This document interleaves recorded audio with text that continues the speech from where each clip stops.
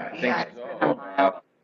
Holy cripes. Yeah, the doggone. So Mike and Steph are having a jet talk, stream huh? is going All right right. over the top of the lakes, and then down to the East Coast and so forth. We're missing it. So. I didn't mention to you, did you read that email from the Randy guys? Oregon State University? You talked to him? Yeah.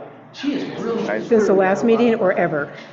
Never mind. We won't go over there. She is willing He to requests. do some classes, and I guess he wants to say a few things an associate of hers who's also Oregon State to see her does teaching people how to see the messages on the screen. and burn. He can't. He can't. No, he can see them on his screen, but he can't see them on Good to Oh. because Good I'm morning. sharing. Good morning, everybody. Good morning. Right. Never thought about that. So she has some really good information, and I think we should get. Yeah. Can he see it? We see him on this screen? Yeah, the problem was last meeting, I didn't realize there was such a significant change in the Zoom app, and I was actually using the old app, and that's why I wasn't seeing, I couldn't even see all the members on. So I've upgraded to the new app. I think those problems have gone away, but yeah, And this he's, one tree that was dying, she took her hatchet and cut about a foot and a I half. brought my real set of glasses so I could actually see the screen today. good. Because normally I can't see it. She saw it. Just Tom and Tammy from the tree. I remember. The remote. Pretty Yeah. cool. Yeah. Did you, I did give you the fire chief's email, Scott's email. I met him, Oh, good. yes. Okay. I met him at Julie's store one day when they were there. Good. With the truck and. Yeah. Yeah. I think you forwarded it to him, Yes. and I know Levi has seen it. So I think we're gonna arrange for some sort of class here in the event center, but it might not be a bad idea to do something at the fire station for Ring Park, Forest Park Airport. Said it's some good information. Levi is pretty excited about getting out in the community and doing more. He's that great. kind of thing. He is, he's a good kid. I really Yeah. enjoy him, glad we found him, and, yeah. So I would expect him to be interested in continuing that and expanding that. And so I kind of listen to things on him a little bit, and it's like, yeah, get out there and do that. So, Yeah. Well, I'll talk to him on Friday and see, because we want to set it so we can get her a proper date and then put it out on social media. yeah. So, Jim, you got the message you approved. We can start excavation on the garbage center?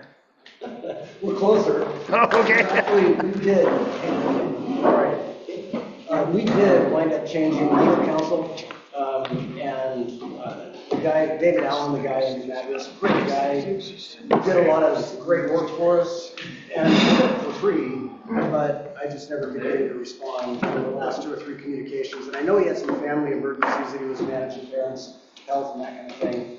But we wound up transferring to a law group that works very closely with special districts of Oregon, and they specialize kind of in fire districts, water districts, that kind of thing. I forwarded our policy off about a week ago, and we'll probably have a 2-week turnaround on that. Oh, perfect. So Perfect. we're back on track. So. Oh, good. I just didn't want to sick Michelle on you. No. She's pretty tough. Yeah. My hidden bomb back there. Us moms can be relentless. Spicy.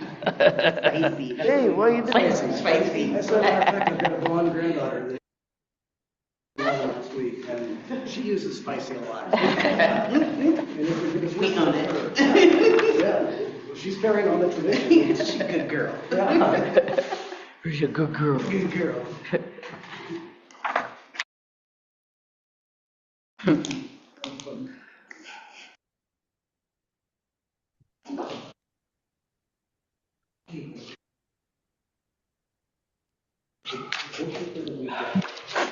I should Steve warm. It's warm in here. I know, I had to take. I'm my- about ready to put my jacket back on. How are you? I just took mine off. It would be too warm, but. Yeah. Well, this was Kent's, but if I have a sweatshirt on and a turtleneck, then it doesn't look so huge. Yeah. We have This one didn't fit him when he left this earth. A 2 or a 3Xer. Oh, I think this is a 1L. oh, Yeah, they didn't put forward automatically to her income account. Anyway, she didn't get that. Sitting here, I can figure out. I haven't been in there for. Justin, you didn't work out right. Perfect.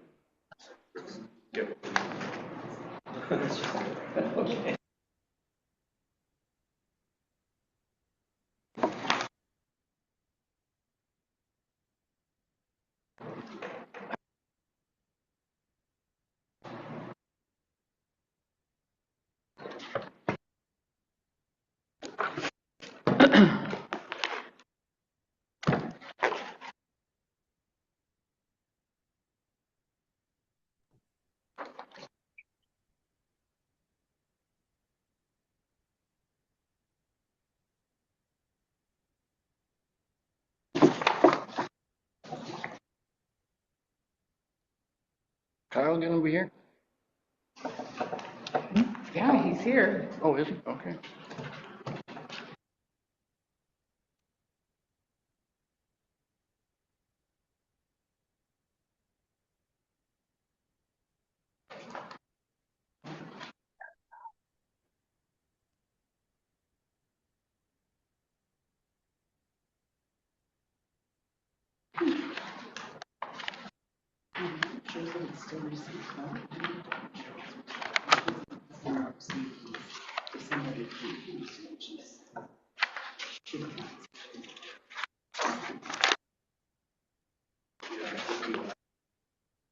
Did, I give you, teasing you about how warm it is there, and he's in shorts and a t-shirt, and, it was too hot last night yeah, at 7:30. It was yeah, yeah. still 75 Horrible degrees. Horrible time Yeah. in Arizona. Yeah, Calls me. he's missing the snow, aren't you, Mike? Yes, I am.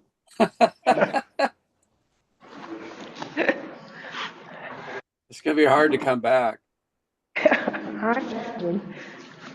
You really feel it when you come back, because we're supposed to have a cold week in the first week of February. You'll pay. It was I will 27 pay. at my house this morning, Mike. Oh, man. Supposed to go down to 24, but it didn't. I'll keep an eye on your pump room, Mike, don't worry. All right. Thank you, Steve.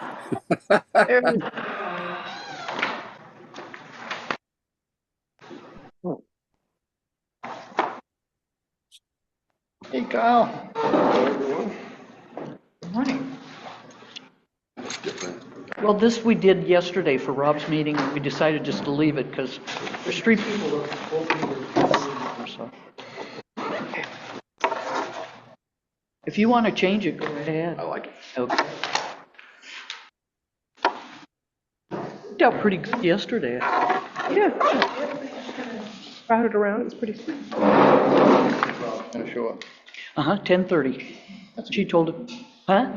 Time? Yeah, I looked Oh, at yeah. the agenda, Yeah. probably sometime between 10:45 and I'll come at 10:30. That one was a little wobbly. And he's going to go to the department with me on Friday. Oh, all right. Yeah.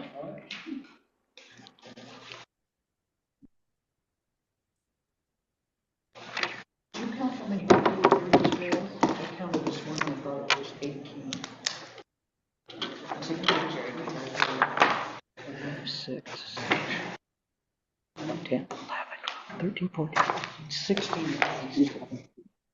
Because San Minnesota. So, who all we got? It's goofed and Can't see that far. Amy, Randy, His name. Mike and Stephanie. Tyler, I asked Rob, I said, "That Mike. with the big beard." and we got Randy G. Yeah? I don't know who Gar 5 is. That's the one. Oh, okay. No, Randy G's not on yet. Okay. She already did. Michelle said it was me, I'm pretty sure. I said it was you, Kevin. How's your foot Now doing? mute yourself so we don't hear your bad comments that you might make. My foot's doing great. Good. Compared to 2 months ago, I bet it is. Oh, yeah. I'm almost ready to go running. Oh, yeah. Well, you can come up to my place and we'll do the small loop or the big loop. I'm not run. I'll ride my bicycle. Okay. We can take Sophie. You don't have to run.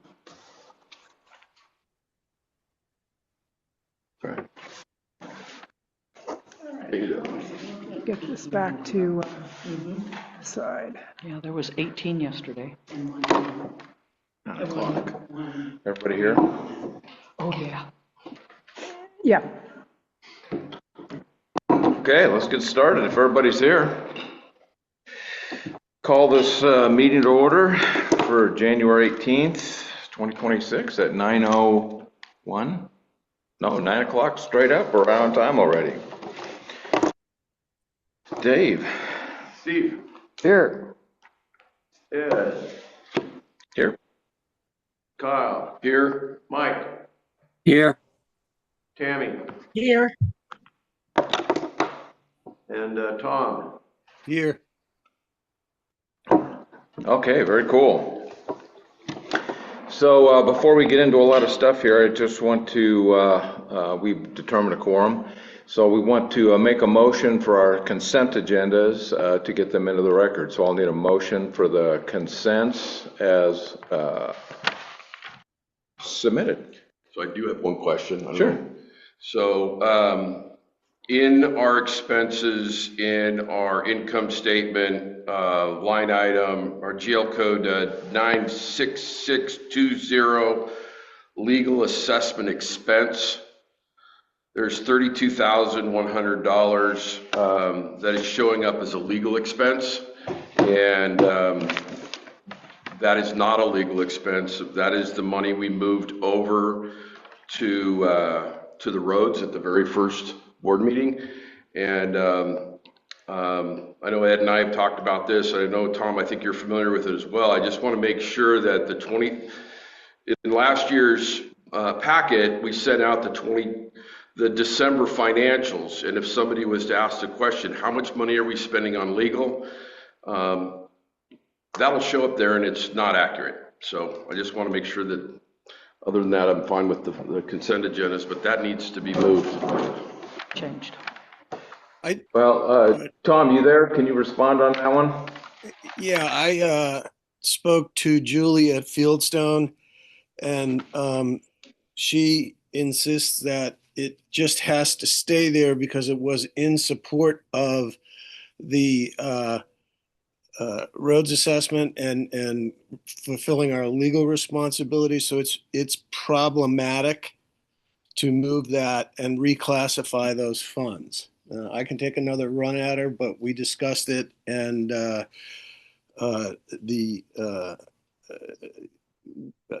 determined that it really needed to stay where it was. But again, I can take another run at her. Yeah, I talked to Julie on this one as well, and the way she explained it to me was, even though our intent, and the reason why we moved that, it's still, there was the reason why we moved it still had a relationship with securing our borders and so forth, not just with the with the Del Monte issues, with the 577 Sparks Road issues, but also on the other end of the property over by the Rabine side. So because we use those funds, there still has to be a paper trail so that everybody can see. So it doesn't look like we're switching accounts around. We voted on it, we approved it by our attorney, but her recommendation was to leave it and then just explain it as necessary, because if we start moving around, it'll disrupt the paper trail for the intent of the funds and the transfer. Does that make any sense? No, it makes sense. I just, I disagree with the approach, but as long as we were able to explain it, that,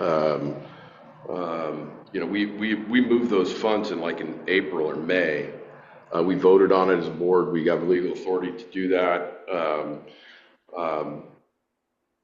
It's just, we used that money to secure the roads. Legally, we had to do the roads. As long as we could explain it, it's fine. To me, it's that, I'm fine with it. I'm good, as long as we could explain it. Yeah, Tom, can you, if you don't mind, could you just reach out to Julie on Monday and just have her write a bullet point or two and then just shoot that all to the board on your explanation? That way we're all on the same page and we have a document to fall back on. So if we're asked, we can all sing from the same song sheet on that. We want full transparency for certain, so we just need to be able to explain it so it makes sense to anybody that asks. That's kind of the issue because we have a third-party CPA firm do a review of our accounts, and this creates an eyebrow raiser for them.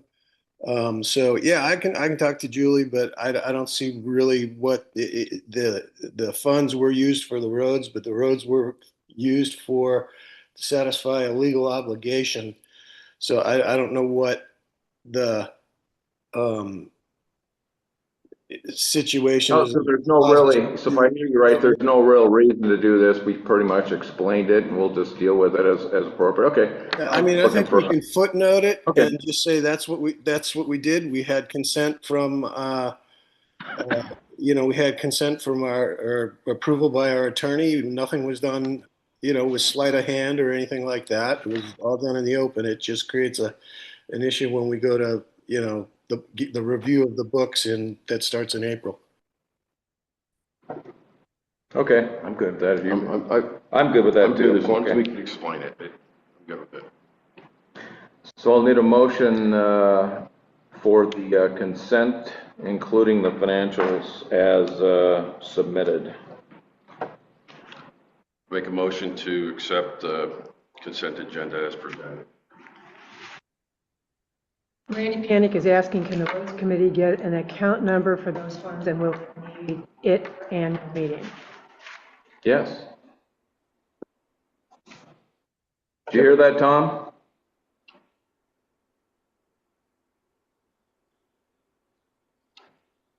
Tom, Randy No, I broke up. Panic he's asking for the Roads Committee to get an account number for those funds so that, and they'll need it for the annual meeting. Sure. Okay. Thanks, Tom. Problem. Need a second. I'll second. Second. Tom McGuire.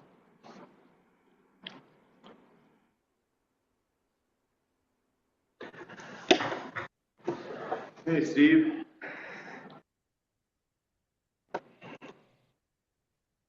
Abstain.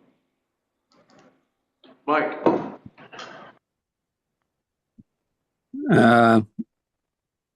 Justine. Tammy. Aye.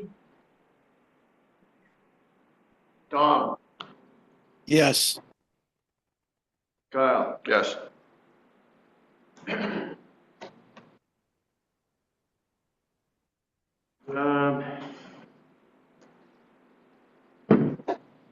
gonna abstain as well.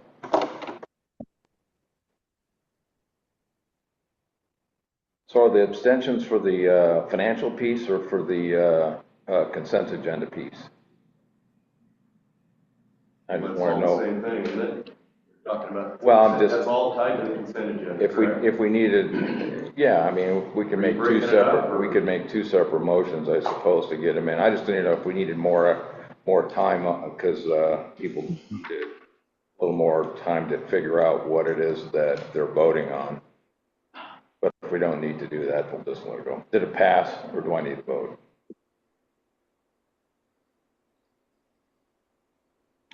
Pass. Okay, we'll just move on then. Okay, so as I sent my agenda out, I put in here through the president's message We turned the corner. We got the heavy lifting done with the two motions we're going to be, submitting to the membership. We've got a lot of the heavy lifting done. It's 2026. We're starting out new and fresh. We got the meeting coming up in a couple of months. And now we're kind of in the fine-tune phases of getting everything ready to go based on a timeline that we have to get the printing materials out to B&B, over to Julie, and so on and so forth. So we're right in the sweet spot of the pocket of time. And a lot of it, thanks to all of us getting on it early and having to deal with any audibles along the way, it paid off and we're right on track. So now the focus is from shifting to, creating what we're going to be asking to the membership. Now it's informing them of what it is we're doing. And I think you'll all are in agreement, at least from last year, a lot of the issues that folks had was, hey, I'm seeing this stuff for the first time. I don't know what this is. I'm not going to vote, or I'm going to vote no because I don't know what it is we're talking about. So we've done a really good job of getting on things from the very beginning, moving forward, anticipating that stuff's just going to take a long time. So now the question is, how do we get, and this is for everyone, this is part of the crafting piece, as we go through some of these new items and so forth, it's to have conversations on what's the best approach to get this information out to the membership with the tools and the options that we have available to us. And we have stuff that we haven't had or have taken advantage of in the past. So those are the things I want to talk about moving forward, is what can we do to get that information out. Kyle and I have been doing a lot of video lately, and although we're not videographers, we've been having some fun with it. So far, we've only had one and done on one take, but most of the time it's been at least two, and it's been on me. I get about halfway into the thing, and I go, that's not what I meant to say, so we have to do it over again. No.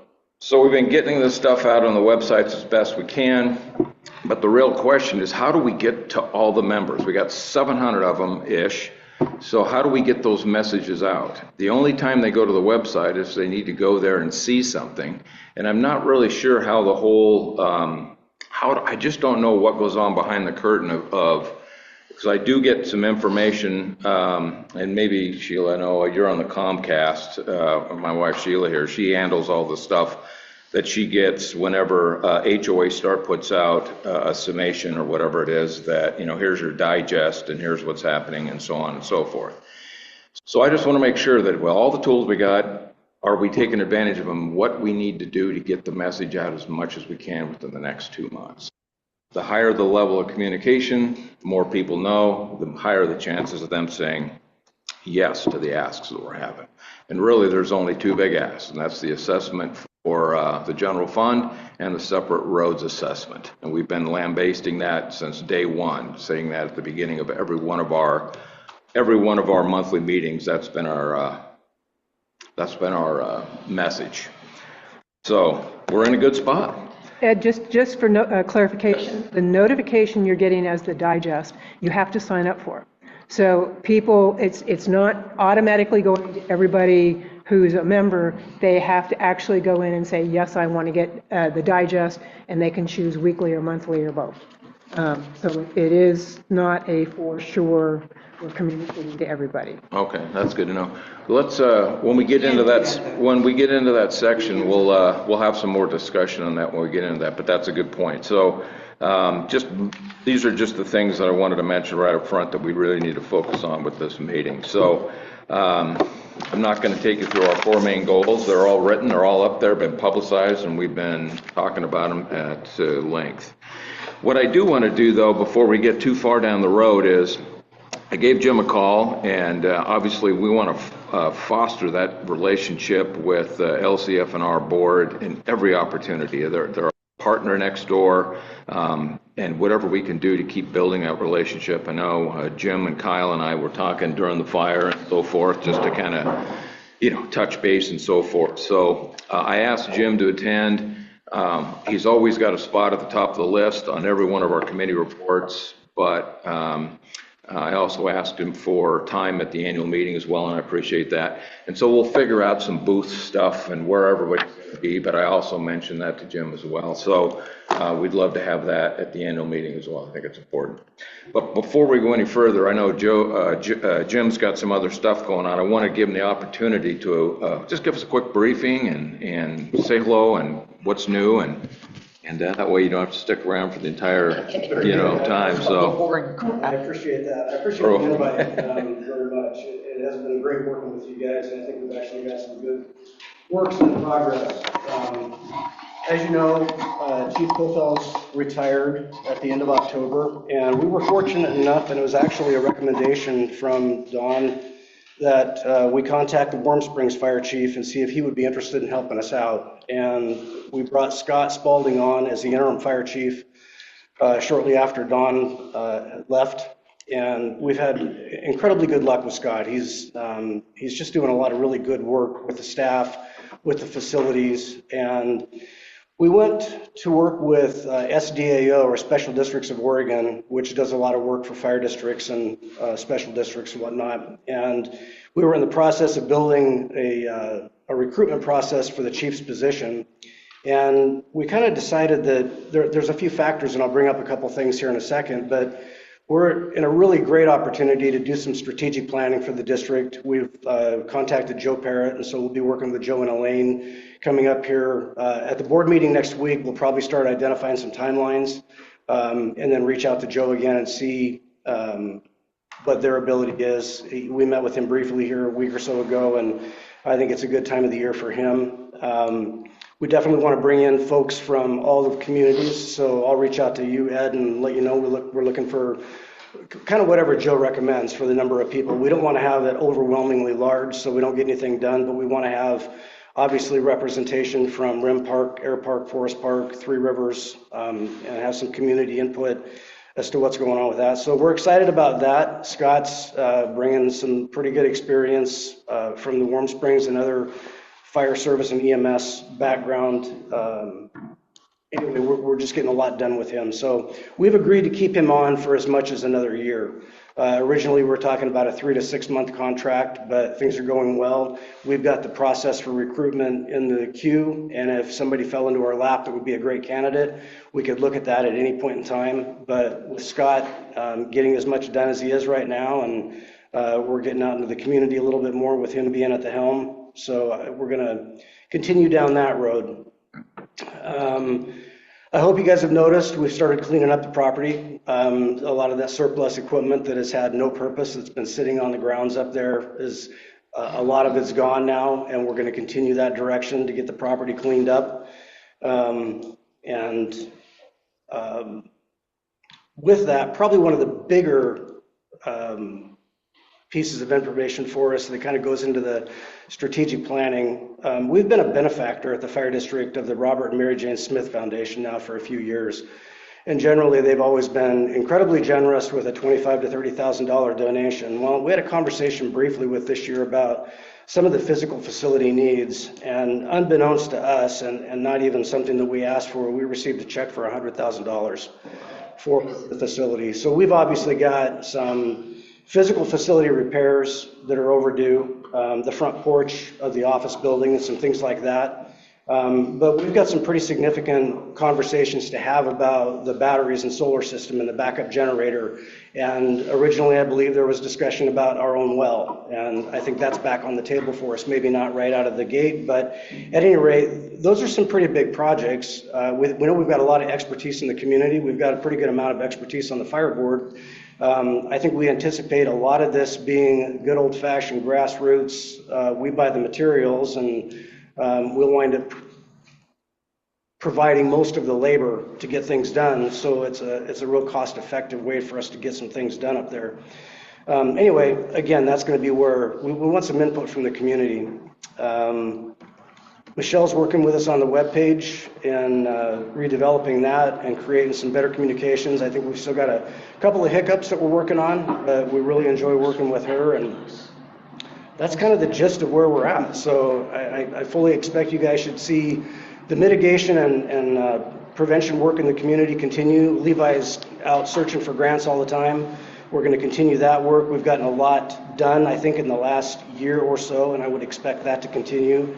Again, the fact that we were able to pass the local option levy and secure Levi's position full-time, we're still going to seek grants to see what we can do to augment staffing, specifically through the fire season. We've got conversations in play right now with Oregon Department of Forestry. They would like to staff an engine over fire season in the summer up here as well, so we've got additional personnel. So we're pretty excited about that. So we just got a lot of really good things in the works, I think. And like you said earlier, Ed, with your situation, we're kind of at a sweet spot where we've actually got the ability financially to look at some pretty big projects. We've got the ability to bring the community in and have a good discussion about where the fire district goes. And it's all in play. So thanks for the opportunity. We look forward to working with you guys more. Well, that's really cool, especially having Joe and Elaine. I mean, that's what he does, Yeah. consulting company. So to have that resource certainly helps from the expense standpoint as well. Absolutely. So appreciate that. The other thing too is if there's anything we do to help, I mean, this is like the construction haven. Everybody here's got a tractor or an implement, or it's like almost like, That's how we built it in the first place. yeah, between solar and everything else and the volunteer, so there may be stuff to tap as we keep developing our relationship presence and just letting know we're all working together, and we can foster that as much as possible. So we do have a town hall coming up here pretty soon, and I don't know, Kyle, what do you think? Maybe we can throw LCF&R a little bit of time, just we have certain, but anytime we can get you in front of anybody, I think it's important. So Yeah, we could look at that. Is it next On Monday, the 26th. Monday the 26th, we're Monday, the 26th at 6 p.m. The focus is really around Measure 1 and Measure 2 ballots that we're trying to pass with a lot of people to have questions. But we get lots of questions on what's going on with the fire department. Not everybody had that provided, so the more news would be the better. And it's the first time we've done this town hall concept, so it might be the three of us in a room, and or it could be a lot of people. We're going to do it in person and via Zoom, so we hope people show up. So that'd be a good opportunity. Yeah, you're welcome. Just pull up a stump, get a little opportunity to do a little politicking, and why not? Any time we can do that. So, anybody have any questions for Jim while we've got the opportunity here? Anybody up on Zoom? Anybody before we move to the next? Randy Panic says a great thank you for the fire mitigation project on Lower Upper Canyon Rim this weekend. Excellent. Well, Jim, thanks again. Thank you guys very much. Jim. We're not kicking you out, but there's football coming up, and you are one lucky guy. Amen. All right. Thanks, guys. Thanks. Thank you. See you Friday. Okay. Okay, so I'm going to go through some of the committee report stuff here, and then we can get to our old and new business. Kind of getting back to a little bit of the normalcy of a normal type agenda and opportunities for all, but anywho, that's what we want to do. Roads, I know that Kevin's not, but him and Randy, and he also had Mike Fisher and some of the roads team were getting together to put together some stuff for what they want to talk about at the annual meeting and so on and so forth. So there really isn't much to add other than just a great slide that really helps to depict what the ask is and what they need and what the dollar amounts represent. So does anybody have any questions for roads at this point? All right. Boundaries and land use, Randy did the same thing. He was preparing for his portion of the deck for anything having to do with land use or S&P and so on and so forth. So Randy, do you have anything to add, or should we just move on, or what do you think? I'll go ahead and move on. The only thing I'll add is that a meeting with Joe Parrott this afternoon on governing docs. So Randy said there's a meeting with Joe Parrott this afternoon. Okay. That must be for the land use? Couldn't hear. Yes, that's it. All right, I got a meeting. Two. Yes. Okay. Anything else on boundaries and land use? No, can you hear me? Yes. Okay, Ed, no. No, there isn't. Okay. Ed, the question that I had in my consent agenda, is this time to bring? Yeah, what I did is, well, if you look at, if it's not here in new business, we'll talk about it. Okay. Absolutely. So what I did is I had a list of new business. Right. And I whittled down to what I thought was reasonable, but if we want to add anything in that's not on the list, hey, add it in, we'll address it. I want to make sure everybody, I pay the respect to everybody that they have a topic that, we can Thank you. get to it. All right, Volunteer Fundraising Committee. Anything to add there? Yep, so first of the month, or last month, within the last month, we had Gifto here, and it was fabulous. It was very well attended. We had a great, great time. And then we had the New Year's Eve cook-off, which was also well attended. And kids, people, first-timers, it was just excellent. The first meeting for the Three Rivers Off-Road Club was yesterday, and Steve was here. It was newly founded, and you'll hear about that later because Rob will be here to talk about that about 10:30.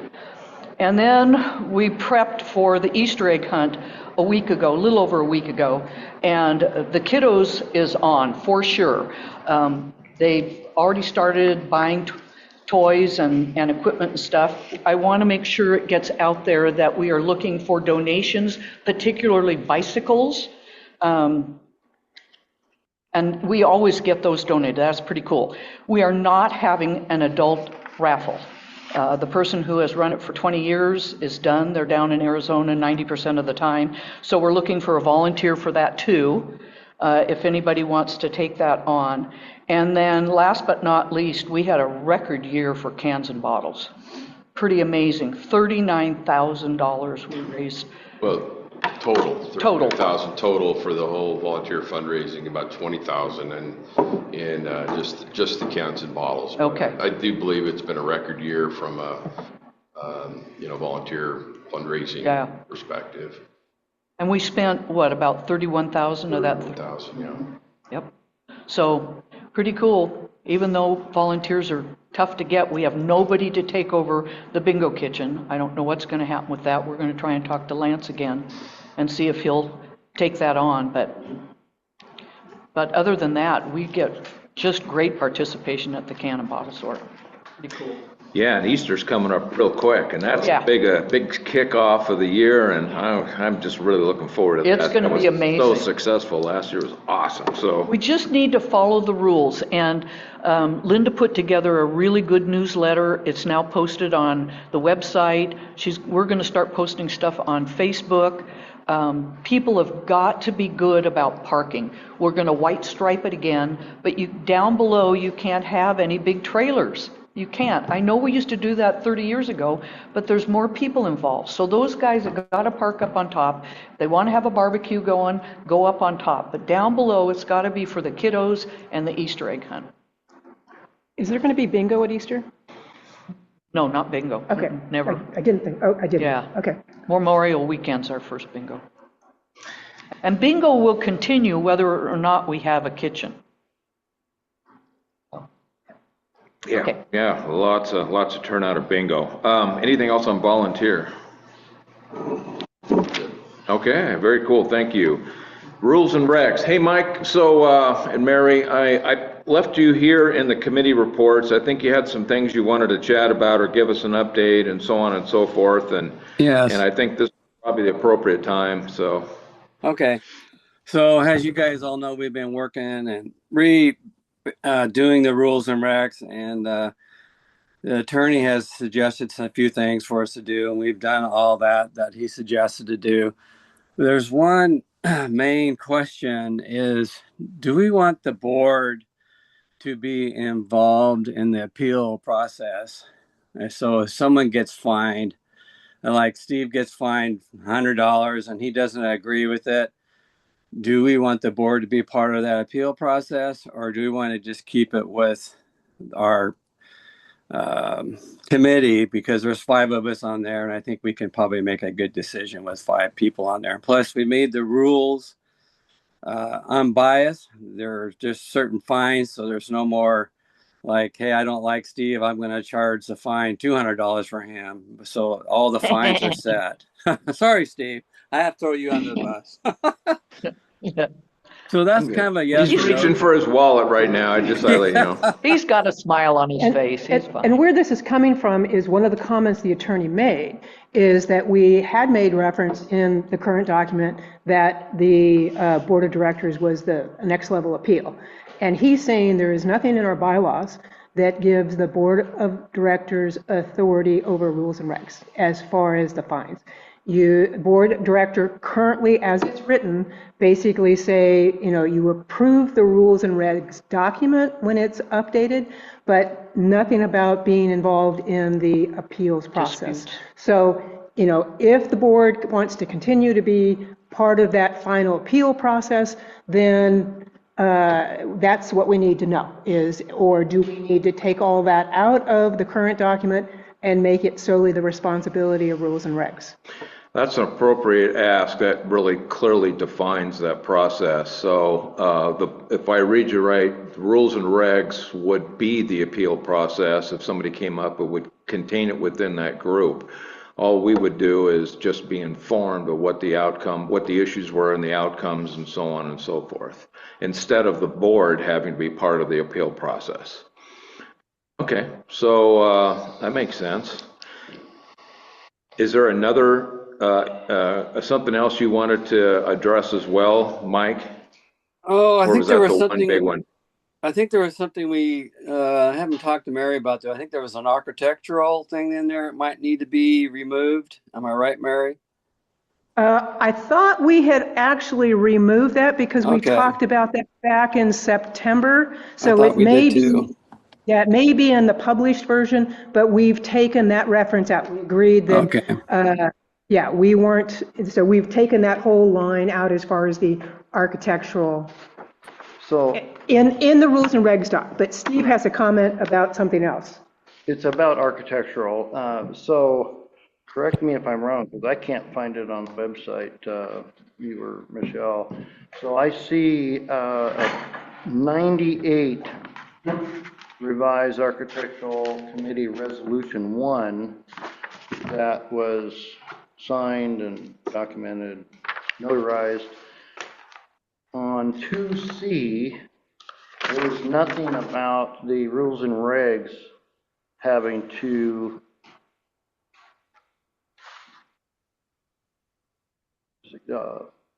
do anything with our architectural resolution 1. But in this other one dated 2008, which I cannot find that it was ever No, and that put one, in. we pulled that. We pulled We this, so pulled this that is null and void. Yes. Okay, all right, so that takes care of that issue. Now, Because it's not in the 98 one. Anything about rules and regs, correct. Okay. Yes. I just wanted to clarify that. Yeah, If anybody has this in their book, it's nothing. It has never been adopted. You pass that down. And that was pulled off the website in August or September when the decision was made to pull off the CCRs that were 2008 and they said that was ratified by the membership. And so I raised the question that the copy of the architectural that we were listed in was also not recorded and ratified. And so basically, it's only the 1998 version that should be currently on the website, unless I missed something. But I can't even find it on the website. I have to find it in the book. yeah, I basically deleted it. Yeah, which is fine. But I couldn't find the 98 on the website either. Have you found it on the website? Pass this down to Steve, would you? Just so he has, I'll- he can, and that's the full, and that's just the one page you just passed. Just, you can look that one over and, I don't know, maybe something, thought starter will see, maybe you'll see something there. So I just wanted to bring that and clarify. Yep, we're good. We're in agreement? Yep. We're all in agreement on it. Okay, so very cool. So it sounds like to me that we need to do a motion on that and then get a second, and we can have some further discussion if we like before we decide that. Before we get to that motion, I just wanted to ask, do you see a need, Mike, Mary, for like I put in the email that I sent to the board and so forth for 30 minutes for discussion with Bruce if you needed it to. Do you guys see a need for any clarification beyond what he already submitted back to us for recommendations? Do you guys need time? I think it bases decision of whether the board is going to be involved or not, because for the most part, if you looked at what Mike sent, we responded to all of the attorney's other comments and have updated the latest version that he sent to either scratch things or clarify things. And so I think we've addressed all of those. The only issue that was outstanding is whether or not the board was going to continue to be involved in the appeal process. Okay, so you don't really need to chat with Bruce about this, you don't think? No. Mike and I were talking a little bit, and I told him I'd That's okay. talk to the board about it before okay. All right, so we don't need to go that way. So we just need a motion. Well, I don't know. Let's see, we've got it's two not motions. a yes or a no. This is a decision to go one way or another, so. Mike started to say something. Yeah, go ahead, Mike. So I believe there'd be two motions because we want to find out if the board members need to be involved in the process of the appeal. And then it'd be nice to get these things, rules and regs motion to get them done because we've been working on them since September and we have done what Bruce asked us to. So it'd be two different motions, I believe. Right, Mary? Well, unfortunately, it depends on which way the story goes, because Right. if the decision... Depends on which way it goes. Yeah, if the board decides not to be involved, then we will require a rewrite to take all of those things out and reassign, reword it. And so that's really, the first decision has to be, are you going to be involved or are you not going to be involved? Okay. Make a motion. Mike? Oh, I make a motion that the board does not need to be involved in the see, I'm in blank. I'm on vacation. Appeal process. On the appeal process. For rules and regs. For rules and regs. Fines. Thank you, Mary. Motion, Mary. Mike's making a motion that the board stops being involved in the appeal process for rules and regs fines. You got that, Dave? That's a lot thrown out there.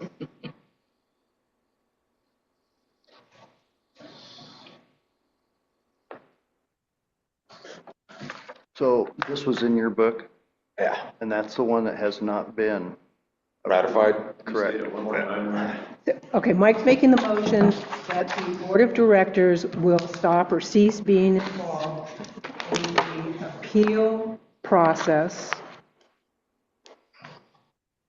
for rules and regs fines. Yeah, it's kind of like within rules and regs. Yeah.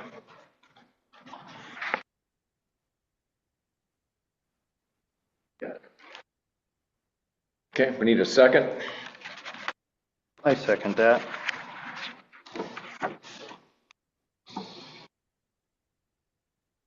Discussion. Discussion. So I have a question. So in an extreme case, if somebody gets fined, they appeal, it's upheld, and they say, I'm not paying.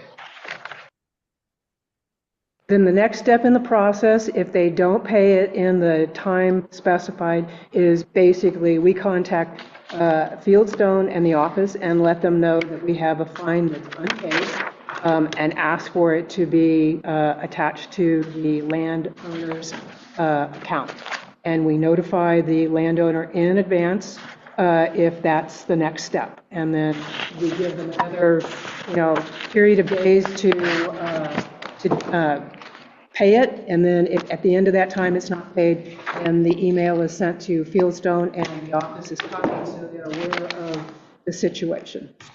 But prior to somebody sending a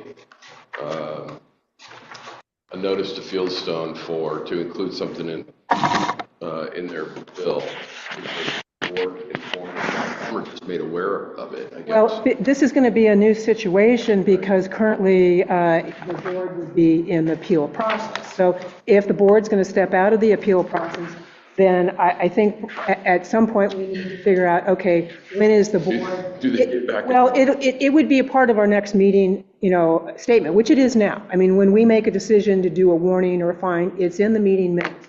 But we could certainly include it in the presentation for this meeting that, this is, this landowner was given a fine, they haven't paid it, and the next step is to send this letter advising them if they don't pay it in the next 14 days, we're going to send it to Fieldstone and have it attached to the account.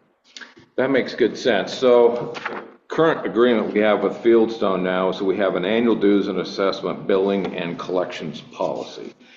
And so there's a written policy for the collections and, timeline and so on and so forth. Sounds like we're going to need one for rules and regs. When somebody has been issued a fine and elects not to pay it, there should be a process for the collection of that. And when do we actually turn that over, to a collections company? We have a process, we have a flow diagram. Okay. It doesn't necessarily include, we do talk about turning it over to Fieldstone in there. It will need to be updated because of some of these other changes that we've discussed. Sure. But yeah, that process exists. Well, that's perfect. So then, whichever way this vote goes, then you'll have that, present it to the board, we approve it, and then, we now have a process for collections on that. Does that sound right to you, or do you want to keep that within rules and regs and then inform the board of what? We're basically, if you make the decision to be removed from the document, then the only thing you're going to get is information. Now, the board could, I'll speak for myself, but I would assume, if the board knew of extenuating circumstances or some issue, they can say, wait a minute, let's talk about this. But the intent would be that we're basically just informing you that this is the action we're taking. So, because you're being removed from the appeal process. And Bruce was okay with that? We haven't, Bruce simply stated that the current bylaws do not give the board any responsibility, authority, or action as far as appeals. So at a later time, if we decided or another board want to do an update, they could do that through an amendment through the bylaws to tie into this. But Correct. Right now, there's not a reason for that. Okay. Yep. Right. So the bylaws would have to be updated to say that the board of director was having being involved in the appeal process, and then the rules and regs document would be updated again, which it gets reviewed every year. Yeah, that makes sense to me. I think having just to be consistent with a policy of having a process for collections that everybody sees, and it's transparent, loaded up like the other asks we'll talk about later on. So that sounds good to me. So That's being consistent with the bylaws that were accepted, 23 5 years were accepted, notarized February 28th, 25. And there's nothing under Article 8, 8.4 is standing committees, and rules and regs is A, and 12.1 was where it actually got into the. Yeah, so it's all, I'm ready to vote. Is it Okay. an open discussion period or not? No, we're 'Cause she's not a board member and she was. I'm helping. no, but she's the chairman of the Okay. rules and regs. Be the so- chairman. Yeah. But you know what, About when Meg, attorneys get- if you got something brief, go for it. I just was going to say, what about if an attorney gets involved? Do you want to have some sort of specification that says if the person who is getting fined gets an attorney like you just went through a few months ago, would that have you guys the ability to get an attorney? That's all. Well, yeah, we already have representation for that, and Okay. actually our attorney's been involved in this thing every step of the way, and Okay. so we're doing the Rules and Regs Committee, in my opinion, has done their due diligence to look at this from every angle possible to make an informed decision. So I'm feeling very comfortable with that. Cool. So, any more discussion on this topic? Yeah, I have some questions. So this, for clarification, an owner could not come to the board with anything, and the rules and regulations have full authority over the board. So the board has no authority of if over the rules and regulations decision. Correct. The board's responsibility is in reviewing the document when it goes for update like this. But basically, and what the lawyer has said is the bylaws, they don't currently technically have any responsibility, although that's not been the perception and how we've moved. So we're just trying to align the documents. And so if we make the decision to remove the board, then there will be no appeal process to the board. But there will be an appeal process, but it'll be through rules and regulations. Back to rules and regs, which there has been, and several people have chosen that route and come back to us, and with extenuating circumstances, whatever the situation is. The only difference is, frankly, is that in the past, because it was written that we had discretion, we could work with them and reduce a fine. In the new rules, based on what the attorney said, we shouldn't have any discretion because that then could put the board with a liability. So if they come back to us and our only two choices are to hold up the fine and say, sorry, the evidence points to you violating this rule and this is the fine, or saying, okay, you've given us enough evidence that there really wasn't a violation and we take away the fine. Those are our two choices. Okay, and I understand because the intent here is not to. Wait a minute, Tammy. Hang on a sec, Tammy. The intent here is not to control or remove the board. Our bylaws don't support that, so you're going in, and that's why you're going in this direction. Again, later on, if they're finding we need, we'll have to address that through the bylaws and through an amendment at a later date. Okay. Yeah, sorry, go ahead, Tammy.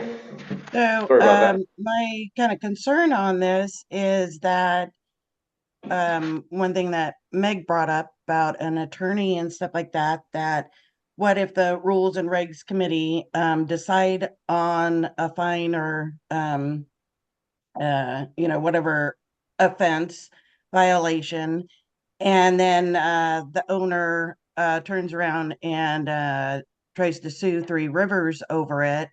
We are giving authority over to a committee that none of the owners have voted to be, voted on to make these decisions. So the board members, everybody, the owners votes for who's going to be on the board. The owners don't vote who's going to be on the committee. And so you're given total authority over to a committee that nobody has even voted to be on that committee.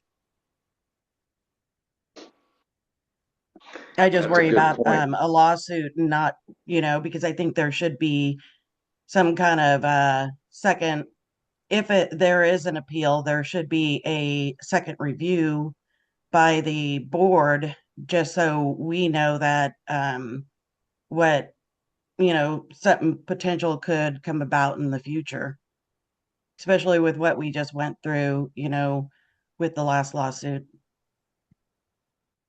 How I understand the motion is that they're the second appeal. The board doesn't need to be involved with the second appeal. Now, anytime somebody's going to sue Three Rivers, the board's going to be involved. Doesn't matter how, if somebody says, I don't want to mess with the rules and regs, they're going to do something outside the box, like hire a lawyer. Automatically, we're going to be involved.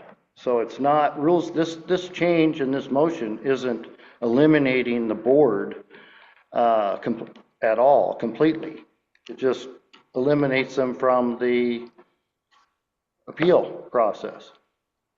It does eliminate them from, you're correct. It eliminates them from the appeal process. So say the owner wanted to bring it to the board to appeal it, And then the board could have that final decision Right, on for a if third the time. committee was, Right. you know, made the correct decision or not. Without the board having that final approval, then, you know, we are being taken out of that final decision, and the committee could cause a lawsuit that we could have prevented.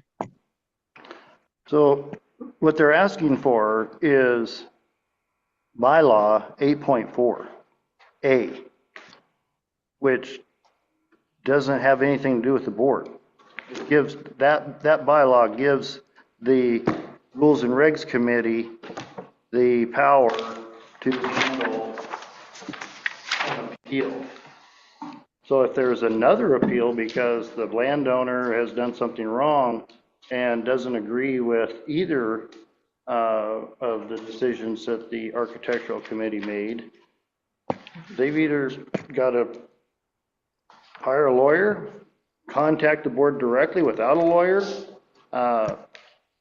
The way I look at this, if I'm understanding this, that we're just following 8.4A of the bylaws. Correct. Is what you're wanting to do. Correct. Where the rules and regs, whoever wrote that up had that caveat in there that the board wasn't to be involved, which contradicts the bylaws. So it doesn't eliminate, all of a sudden the board can't do anything anymore with rules and regs. It doesn't eliminate that at all. That's not what you guys just responded with, because you said that the board would have no say with the over first the appeal, so it would be a done deal. No, you have the right to appeal to the Rules and Regs Committee. Right, and so they can't appeal to the board. So say that they appealed to the Rules and Regs, and the Rules and Regs, you know, said nope, it stands. Then there is not an additional avenue for an owner to go to the board and say, hey, you know, I don't agree with this. This is why. I have a question, a comment from Randy Geisler. If the rules and regs gets legal pushback, is the decision of the rules and regs the final position of TRLA in case the matter leads to litigation? Yeah, so that's actually, Tammy brings up a good point, and Randy kind of put that up there as well. So what we don't want to do is guess on this.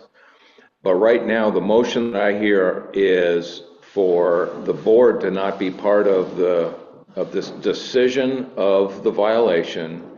The board is not involved in the appeal. It's only the rules and regs has the appeal process is up to them. Once that process is finished, there's no other recourse based on this motion for the board to be involved. It's just total separation of the process.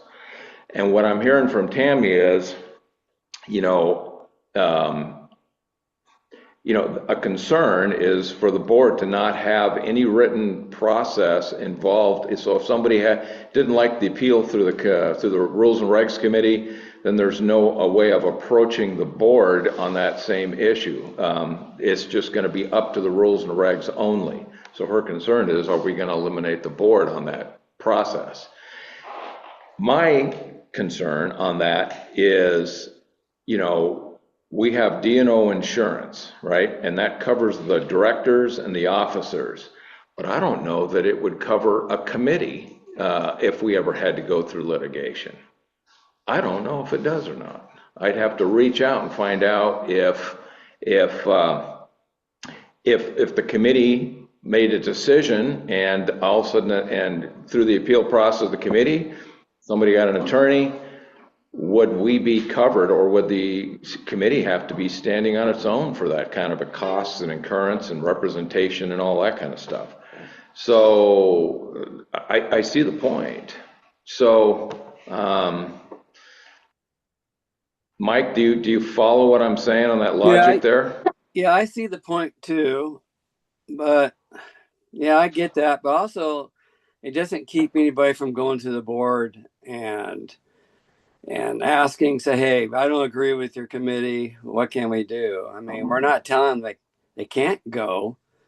We're just, and that's why we've made all the fines, unbiased. I mean, unbiased. So the fine is $20. That's what it is. We're not just, like I said earlier about Steve getting fined. We want to fine Steve $100. But yeah, I get that comment that Tammy's saying. Well, here's something to consider. If we're going to talk about it like it's okay, why can't we put that in writing as a notation on the process? If we're going to allow it to happen anyways, like to Steve's point, he was saying, hey, it doesn't keep us from reviewing it as a board. Okay, well, if that's okay, why don't we just put it in the process? If we're going to talk about it, it seems like it's okay, it should be defendable in the process. It could just be a bullet point note in the description. I think that would probably be fine. I think that'd be a fair thing to do. If as long as they just don't go to skip the appeal process and not go right to the board. You know what I'm saying? Yes, I do. And following the chain on that is important. There's a process and it can't be overridden. It's got to go through step 1 to step 2 to step 3. Right. But yeah, that's my thoughts. I think that would be okay. Put a bullet in there.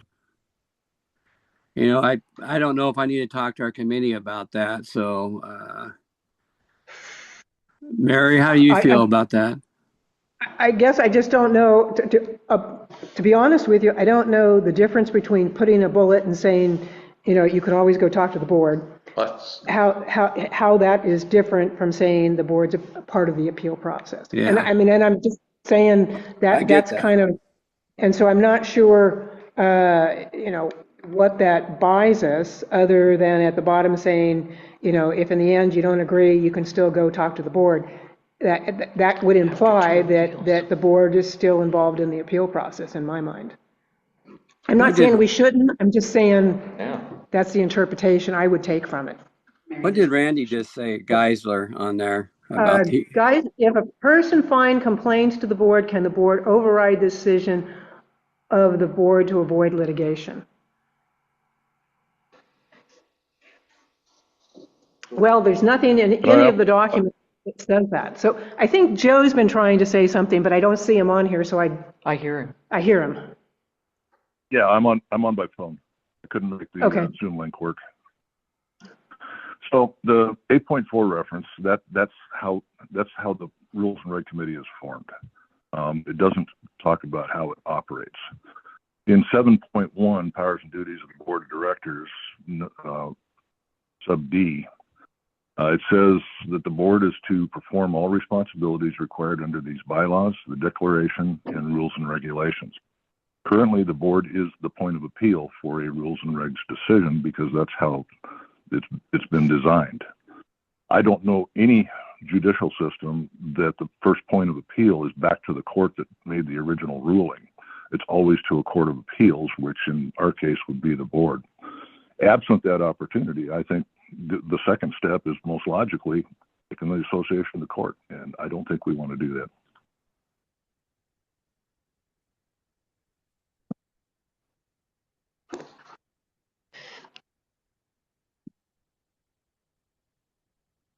And that was in number 7, because obviously the attorney missed that because he was the one that raised the issue. 7.1 D. Dog. D dog. She's got. Okay. Well, then that would address that question. Yeah, 7.1D.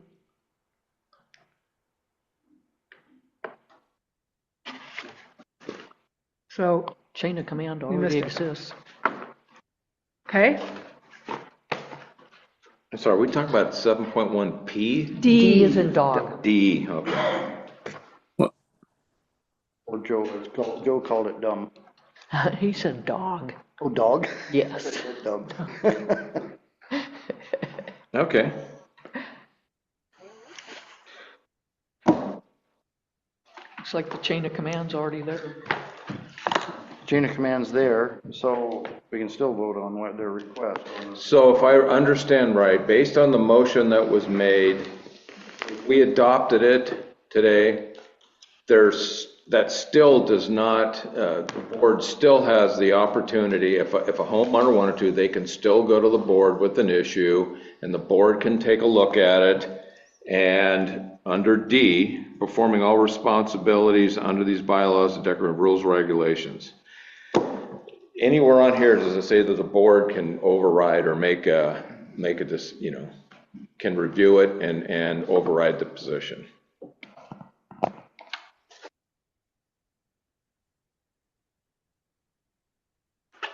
Tammy, what do you think of that last comment from Joe? Well, I think he was just saying what my point was, right? Well, it just says that performing all responsibilities required under these bylaws and the declaration and rules and regulations, 7.1D. It still does not indicate that the board has any authority to reverse the or to reverse the fines or be part of the appeal process. But I mean, So not just because specifically, I guess is that what I'm saying. just because there's verbiage that isn't in there doesn't mean that you cannot do something. If there was verbiage in there stating that the board cannot do something, then yeah, I would understand that. But just because something, from my understanding, what the lawyer was stating was that the verbiage was just left out. Yeah, I don't see any verbiage in here that has that option. I mean, I know the bylaws can't be written for every single scenario that could ever pop up, but on this one here, yeah, I see where the caution is. We just don't want to end up with, if I understand you right, the rules and regs, it's on its own, and then they don't have any support with, if somebody doesn't like what they hear, and they don't have the option to go to the board with it, they get an attorney, and then rules and regs is the one that's going to get, the demand is going to go to rules and regs, not Three Rivers. Can I jump in here real quick? Yeah, I hope so, If you please. read the first sentence of 7.1, all right, if somebody there has it in front of them, if they could read it to everyone, I think it's pretty clear that the board can do what the board needs to do if we feel that there's an issue with, an appeal on rules and regs. I got it. Powers and duties, the board of directors shall have all the powers and duties necessary for the administration of the affairs of TRLA, except the powers and duties as by law or by the declaration or by these bylaws may not be delegated to the board of directors or board by the members. The powers and duties to be exercised by the board include, but are not limited to, the following. I just think that I think that gives us the authority to do what we would need to do in the event of an appeal that somebody feels is incorrect. And I would hate to not allow a landowner their day before the board.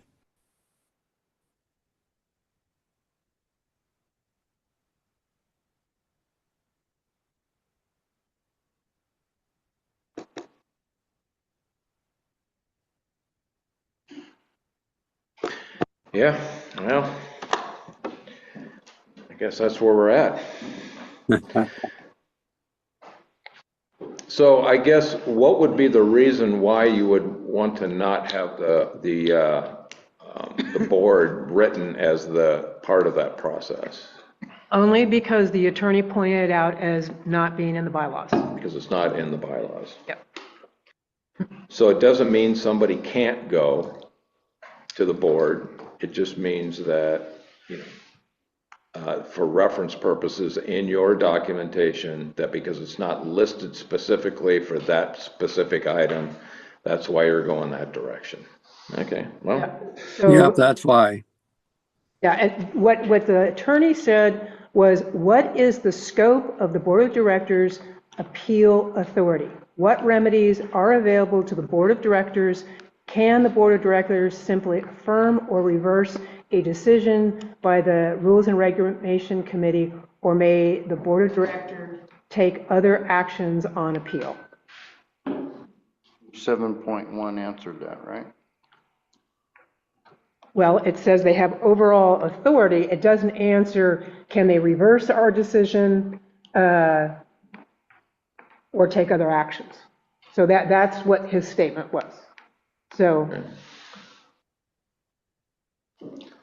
So can I make a comment? Absolutely.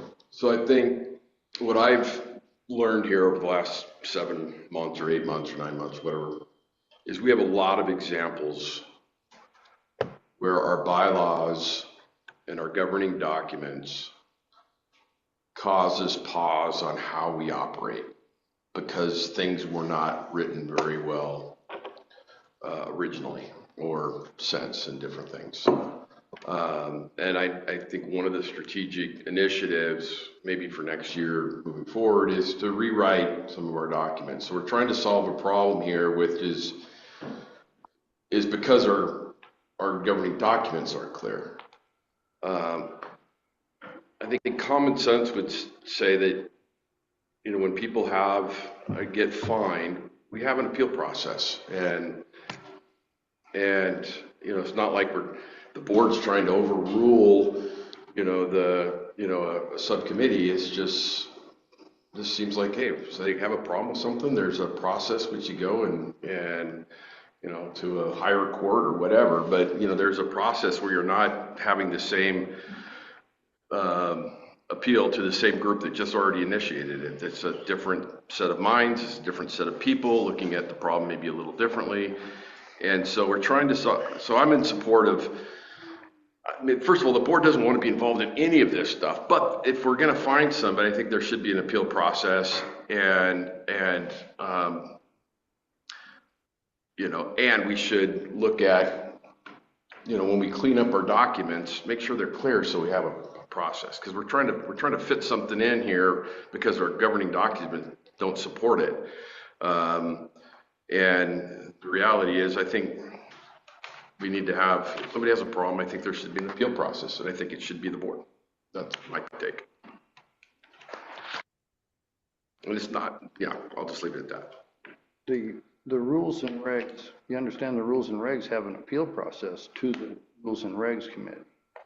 It's not like they have the fine and then there's nothing to do. They can appeal to the Rules and Regs Committee. Which is the same people that filed the. Yeah, so do you want to eliminate that from the rules and regs? So the rules and regs, they make the fine, and then it's, if they don't pay or they have a landowner that doesn't want to, wants to argue it, then they go right to the board. Is that what you're saying? Yeah, I'm not positive on that. I mean, I think the appeal process should be for the rules and regs. I think that makes sense. There might be able to provide a little bit more color to what actually happened, and then there could be a secondary appeal process to the board. So the landowner gets a fine. Landowner doesn't agree with it, goes back to the Rules and Regs Committee and appeals it, which that should be the process. That's how I would recommend it. And then if the Rules and Regs Committee decides to hold their ground, then as a landowner, you can go to the board. Yeah. So am I not understanding Article 7? That says that they can do that. It always goes back to these obscure legal documents that I think are really poorly written. And I think we just need to be really clear that you get fined, there's an appeal process to the rules and reg. And if you don't agree, you can appeal to the board. Okay. So if we want to do that, if we want to leave that in the Rules and Regs Committee's document, we need to change 8.4 in our bylaws to state that. because it doesn't say that in A under rules and regs. Again, our documents are poorly I know. written, and we're trying to solve these Now's the problems. I'm time- just saying, Now's the time that we can change that, because it's easy to say, hey, we want to change in our annual meeting, we can do a change in our bylaws. I think there is a whole host of issues with our bylaws that need to be changed, and whether we try to nitpick them and kind of pick them off all at once, or if this is part of an overall bigger strategy on rewriting our bylaws and taking each of these things into consideration.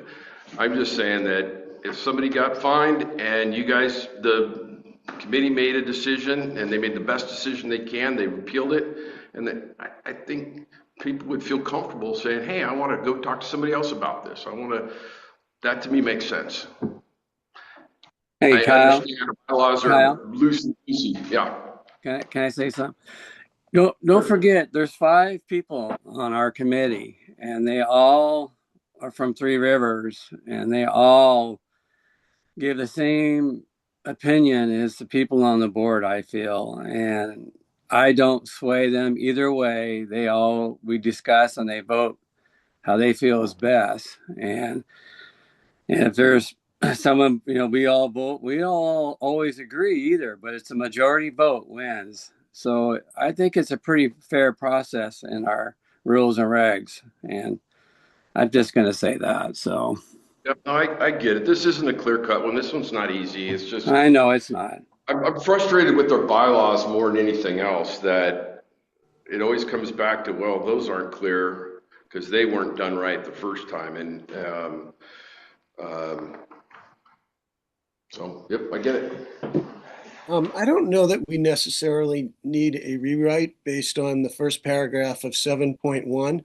We're just establishing a process here. Ultimately, the board's responsible for everything that happens in committees, et cetera, et cetera. And I don't know that we need to have a rewrite to give our landowners their day in court. We're not taking something away. We're making sure that they have every option. Yeah. Well, that makes sense to me too. I'm following that same train of thought here. Again, the bylaws just state the what, and the how really becomes out of the special operating procedure, which is the rules and regs. But I'm the same way. I mean, if it's going to fall under the if the second time around in an issue goes through the rules and regs committee, and they hold their ground, there's probably a lot of really good substance and reasons for that, but you still have to have a review. You can't just tell a board member, in my opinion, a landowner, that they can't approach the board on that. That's why we have our ability to, for public testimony and so on and so forth. So I don't know, do we really need to have that separation written down? Or can we just say there is another process? If you don't agree, it can go to the board for review. I don't think it's possible for us to write bylaws for every single, situation that shows up, within the gate. And I think that that's why some things are written broadly. And I speak, particularly to 7.1, where at the end of the day, the old Harry Truman thing, the buck stops here. Well, that's the board. So Mike, based on that motion, you said that you were okay with just. Well, or Yeah, we could do this. We could do this. Leave the rules as a R, and we could reference to 7.1 and push to release a revision that way.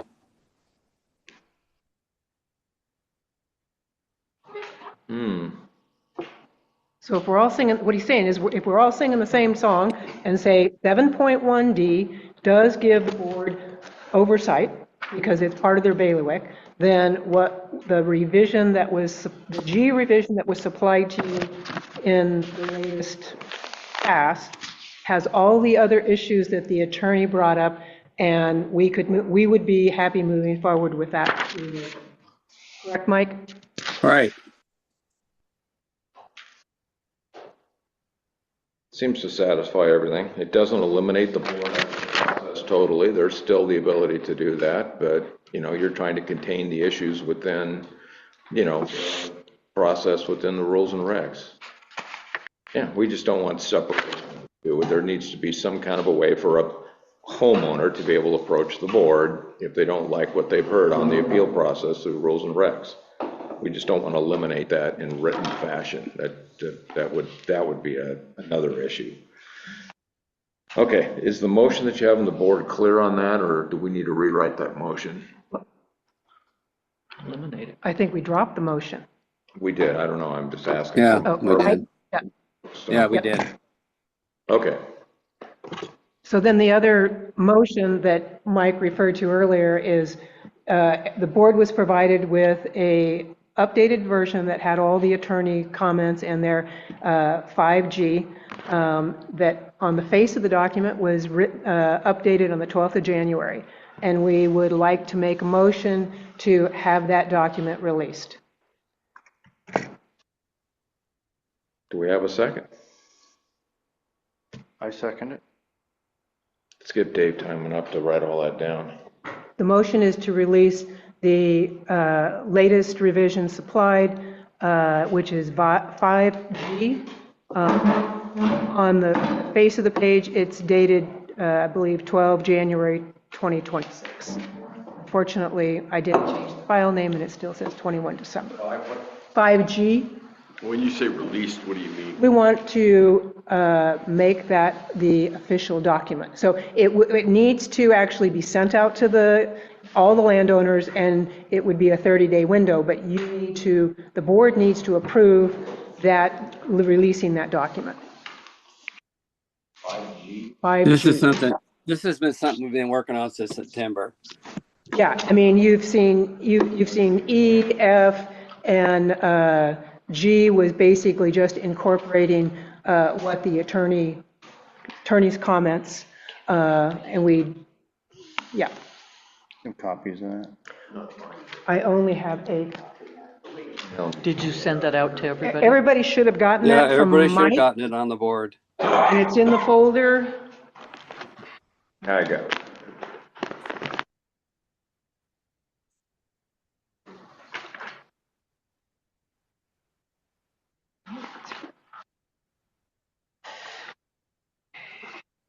Okay, so we have a motion on the table for that.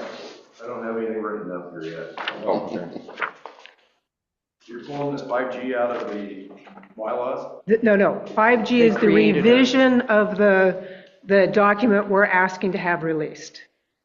They just created This has been a draft for 5 months, and so we're asking to have this draft released.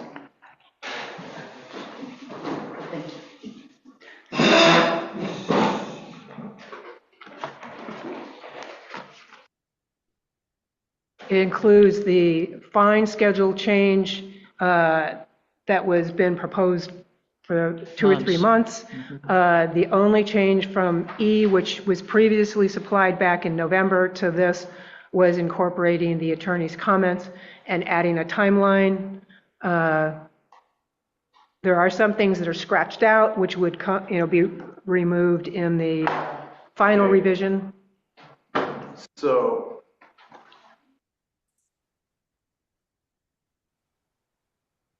trying to figure out how to write this up. This has been posted? That's been posted for the board of director to review. Gotcha. just wanting it released Yeah, to the public. Yeah. Okay, so give me your statement, your motion one more time. Release to the landowners the current draft revision 5G by rules and regs, which will include a 30-day not really a Oh, revision, it's, review. well, it's not even a review. They just, the rules say we have to give it to them 30 days before it becomes a live document. So in the past, the motion I think the board has done is simply to approve the release of this. Approve the release of draft 5G dated 12 January. Release of the landowners, the latest revision 5G by rules and regs, which will include That document. I mean, it is just the draft that we're releasing, yeah. My terminology isn't great, but. Yeah. You could rewrite it 6 times and Well, if your terminology isn't great, the rest of us really suck. So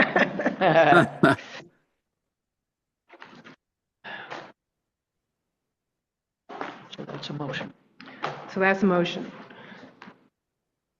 That's the motion. I'm looking at. And Steve seconded the motion.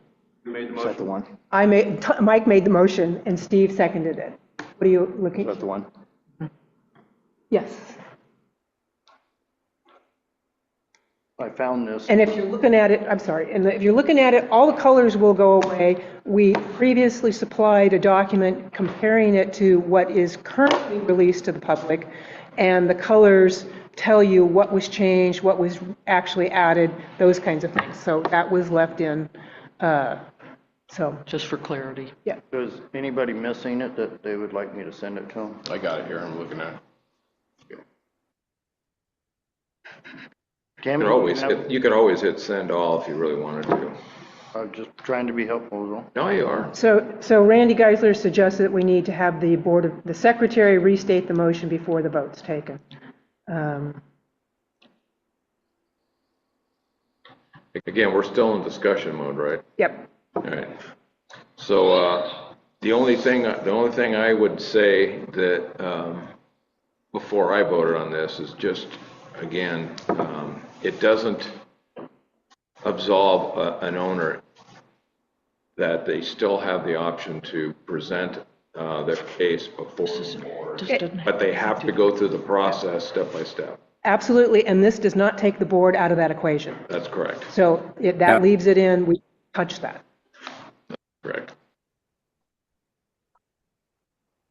So the motion would read, release latest revision 5G to landowners by rules and regulations. The date. When was that? Do you have a date that was emailed to the board? Yeah, it was emailed on January 14th at 11:29 a.m. from Director 6. I just sent it to you, Tom and Tammy. I already have it. Oh, all right. But thank you. All right. That's okay. When I can't find the other email, I'll have yours. So, but we're telling them, but then they have a 30-day, it doesn't go into effect for 30 days. So how do we say that? I think that's the word. To go into effect 30 days from this date, from the date of agreement by the board. Okay, release of the landowners, latest revision 5G by rules and regs. To go into effect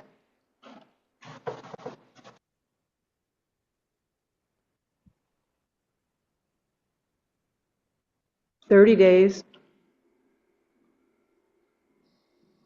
from approval of the board.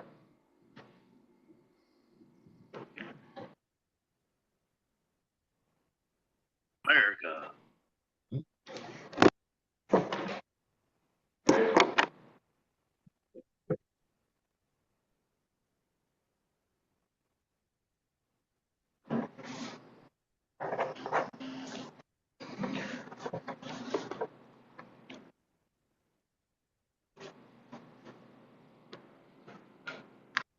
We have a second on that? Discussion. Steve already said. Okay. Any discussion? Any more discussion? I have a Going few once? questions. Tammy. Tammy has question. more to. You have a question, Tammy? I do. Of course I do. On page Good. 1, So I see that the immediate referral to the board, and that was E, and all was crossed out. So that was for clarification there. And so then it says down below, the board of directors may administer discretionary action as warranted by the seriousness of the violation. So what does that actually mean? Like discretionary action, what can the board do? Okay, so all the blue actually needs to come out. So that's the part that we couldn't address. So actually,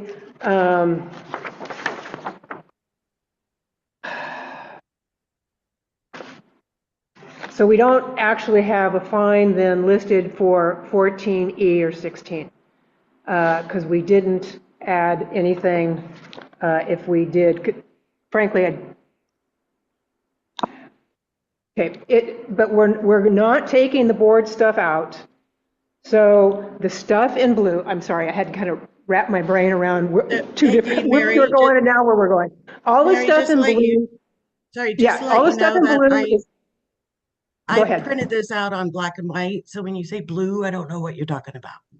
Okay, well, I'm sorry, but that's all I can make reference to at this point. But the stuff in blue, which starts with that line, was what would have to have been removed if the board decided to remove themselves from the appeal process. So that having been said, all of those changes don't happen. So the only thing that's going to happen in here that has to be changed is where the text is lined out, because one of the issues the attorney brought up was, do we really need to have a rule that says that the fire marshal is the one that's going to enforce it? And the truth of the matter is, no, we don't. It was just for reference only. So we scratched that one out. So the items, so the only things that are scratched out, or lined out, I should say, are where the attorney made a comment and said it basically either wasn't required or we restated it. So there's a few of those in there. Okay, that didn't address what I was asking. What I was asking was what can the board of directors do to administer discretionary action as warranted by the seriousness of the violation? So, well, at this point, sorry, go ahead. Being referred to the board, what is the board supposed to do? I guess is my question. I mean, should we write something up saying what the board is supposed to do? Because that's just kind of leaving it open to where you're referring it to the board. So now what is the board supposed to do? I guess is what I don't know. The way we took this was the lawyer said that we shouldn't have any discretion because that would put the board at liability. So basically, we're basically saying we can't tell the board what to do. So the board then has to make a decision, if they're involved in the appeal process, what is it that, what is warranted? I mean, so it's basically up to the board's discretion to make a decision in the appeal process. Okay, I'm not talking about the appeal process at all here. I'm talking about this penalty schedule where it has rules 14E, comma 16, and there's no fine. It just says immediate referral to the BOD. And so what's the procedure there? What are we supposed to do as the board? I mean, should we create a document to show, what the procedure is if you violate rule 14E and 16?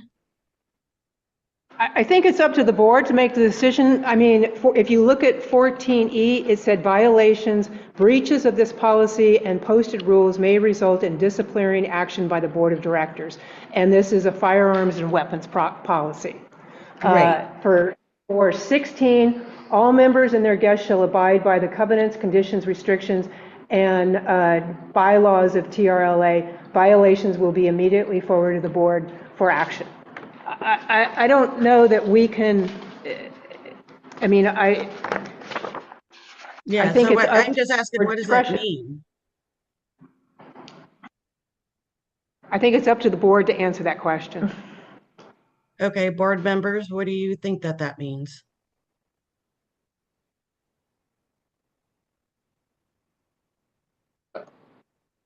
My take, this is Kyle, my take is you look at a particular issue and you kind of put some common sense to it and you make a good decision. Okay, so since there's no fee listed, are we not able to, find them?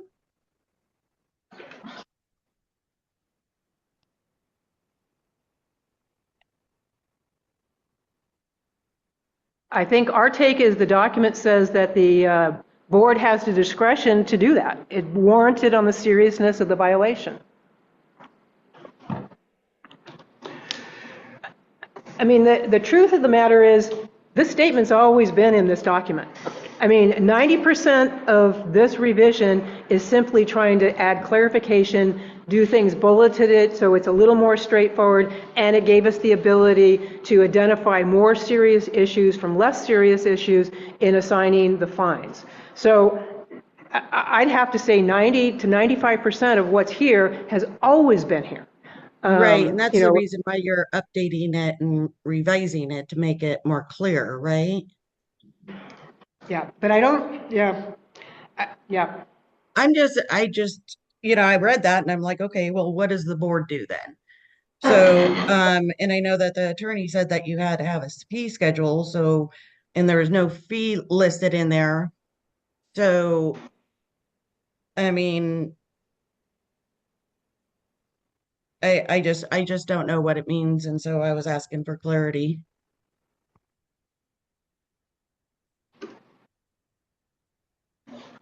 So are we ready to vote or are we still in discussion? We're still in discussion. I have a few more things, sorry.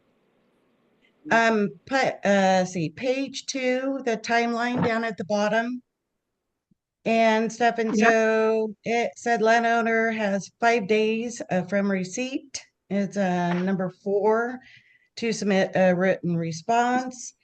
And then the committee will review the response if needed within 5 days of receipt of the response. So how are you guys going to do that when your meetings are once a month?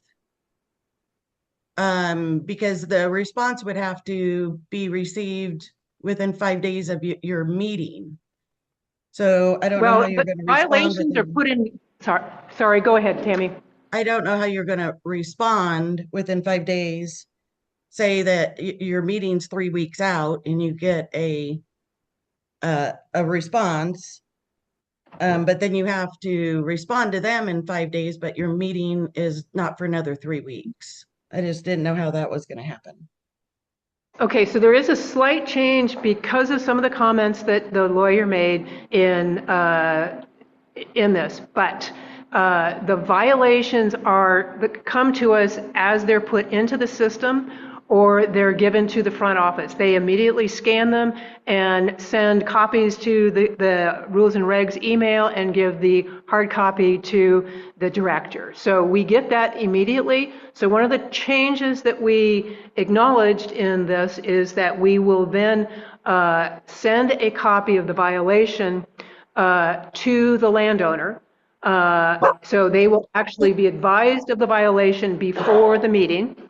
And that gives them the opportunity to then provide us some feedback on, whether they disagree, if they have, and give us more input as to the, their side of the issue. So that all can happen before the meeting. Right. No, that's not what I was asking. So they have to respond within 5 days to dispute a complaint, number 4. And then number 5 it says that the committee will review the response and request additional information from the complainant or landowner if needed within 5 days of receipt of the response. Well, if you're not, when you have a meeting, if that meeting is not within that 5 days, you cannot respond to them within 5 days, is what I'm confused about. Because So you're if, saying that you what if will it, respond back to them within 5 days, but if you don't have a meeting for another 3 weeks, how can you meet that deadline? okay, so let me give you an example. There was a violation this summer where a landowner put in a violation on his neighbor saying that the neighbor's kids were riding their ATVs up and down the road and they were spewing gravel all over the place and basically put in the violation. So we went in and the system, it was we learned something about the system. We put in the address of the landowner, and it actually sent that landowner a copy of the violation. And that landowner came back to us and said, I'm sorry, we don't own any ATVs. My kids don't ride ATVs up there. And, you know, it's the neighbor on the other side of the street halfway up whose kids are riding the ATVs, not us. So that was the feedback that we got from the landowner, and so or from the landowner. We went back to the complainant and said, you know, the landowner at that address that you listed doesn't have ATVs. We've not observed ATVs on that property, and the complainant said, well, yeah, I guess it could have been somebody else. So in that case, we dropped it because they didn't come back with an additional address or anything. So that's just a description. I mean, or it's something that could happen. We'll go back to the complaint and say, you know, give us more information or get more information from the violator. That's what that's talking about. Okay, I'm trying to figure out how to word this. Maybe I'm not wording it correctly. Because that wasn't what my question was. Number 5, it says the Rules and Regulations Committee will review a response and request additional information from the complainant or landowner if needed within 5 days of receipt of the response. So you guys, the committee meets once a month. Okay.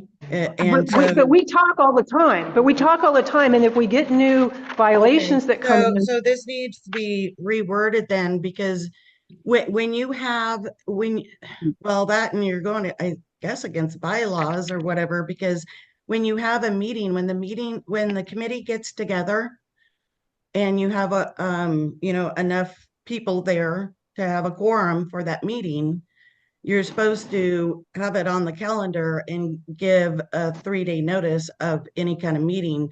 So if you guys are just talking all the time, I'm not sure if you're meeting the requirements of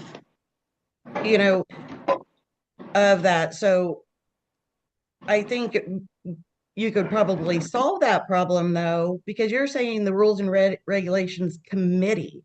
So you're saying that the whole committee is getting together and having a discussion on it. So Tammy, we get together and we can have a special meeting too. Right. Yeah. And so you would have to post that on the calendar and give a 3-day notice. So I don't think that that's what is happening. So you would have to have special meetings to meet that 5-day requirement. Right? Yes, but I think we're making this way too complicated. I think that we have not had an issue with response with people and stuff. It doesn't really take that long. With the emails, we get a response, and I see where you're coming from, but most of the time, 99% of the time, we have not had any issues. And I'm not saying that you do or don't or anything like that. I'm just looking at the wording in here and just thinking that maybe, maybe you could put in here the Rules and Regulations Chair will review the response and ask for any additional information within 5 days of receipt or something like that? Because you're saying that the committee needs to do that. And my concern is then you're going to have to call a special meeting. You have to put it on the calendar. You're going to have to give a 3-day notice and all that kind of stuff. That's all I'm saying is just, I think the wording could be changed. Yeah, we use technology. I mean, the email goes to all of the Rules and Regs committee members, and they do review it. And so, Yeah, and that to your point, Tammy, this is a living document. So at times they will be adjusting it as they go. So for right now, there's a little bit of discretion. They can make an update, they can make a change, and so on and so forth, and they should be. So yeah, I'm okay with that. I think, you know, every little piece, you know, you can't adjust it for every single scenario. So as one comes up, then they just have to aim Justin a fire. Yeah, and we can make amendments anytime. This isn't set in stone because we've made changes in the past. This is improving what we've done. And I think if something comes up like Tammy's saying, we can change it, make an amendment later. Yeah. Yeah, It's absolutely. not It's a living it's not document. gonna be It's not a forever. governing document for us. So we can, yeah. And let's do that. So, because we've got a lot of other stuff to do, and these are good points. I'm not dismissing anything from Tammy, but from a time frame, I think we should just wrap this up. Okay, I have one more Take a item. look at that, make adjustments, and then as we go. I have one more item. This one will be quick. Just a question No on problem. what people's opinion is. Page 3, number 9, outcome of the rules and regulation review may be dropping the violation completely, B, upholding the fine as stated in a penalty schedule. Do you think there should be a C on there where it says maybe dropping not dropping the violation, but keeping the violation and dropping it to a warning, just dropping the fee or something like that? we don't have any discretion. I mean, No, we it's can't have that. becoming Oh, yeah, that's it's right. all or nothing. That's right. Yeah. Okay. I forgot about that. Yeah. Okay. Okay, scratch that one. No, but this is Tammy. This is really good. No stroke. This is really good stuff. So I appreciate the fact that you're actually looking at this stuff with that a clear vision and asking questions. Let's treat this as a living document, like I mentioned. So if you see something like this, you know, obviously this is the time or there's a time during the between meetings to let both Mike and Mary and the committee know so they can have their discussions, and where appropriate, they can make their adjustments. So it needs to happen, because if we don't have eyeballs on it from every perspective, it's just going to float out there. And so it needs to be constantly improved. So, yeah. I say I let's think make that, a motion. you're on the right track here. Oh, Mike's made a motion. let's vote if everybody's done talking. This has been a long time. We done? I think we've closed the discussion, yes. Okay, here we go. Tammy? So I am going to vote no on it because I'm going back to where I don't know how it's helping out the community, fining everybody for small offenses on the first offenses. I think, you know, having warnings in there would be more appropriate. But the rest of it I am okay with. Tammy, Mike? the attorney, can I make a comment? The attorney said the warning on top of the document is proper way to do that, because that is the warning. Getting the document, everybody gets these rules and regs. That's your warning. I talked to him myself, and it wasn't. He didn't say you can't do warnings. It just had it the way But that we you do guys have did a the warning. document. The warning's on top. It says a warning to Three Rivers. I don't have it in front of me because I'm in Arizona with Tom. No, I'm not with Tom, but I'm just saying that the document is a warning, and it says right on top. If Mary can read that to me. Okay, it says, note, Please consider receipt of this document as your warning that you are expected to follow the TRLA rules and regulation, and this document contains the penalty of violations of the following rules and regulations. Okay, so we're there for the discussion piece is over. We're in voting Okay. mode. So, Tammy, is your vote? Did any of this sway or change? Not sway, but any of this change your decision on your vote? I'm a no just because of the fee schedule. I don't think that's helping out the community. Okay. Mike, Yes. Tom,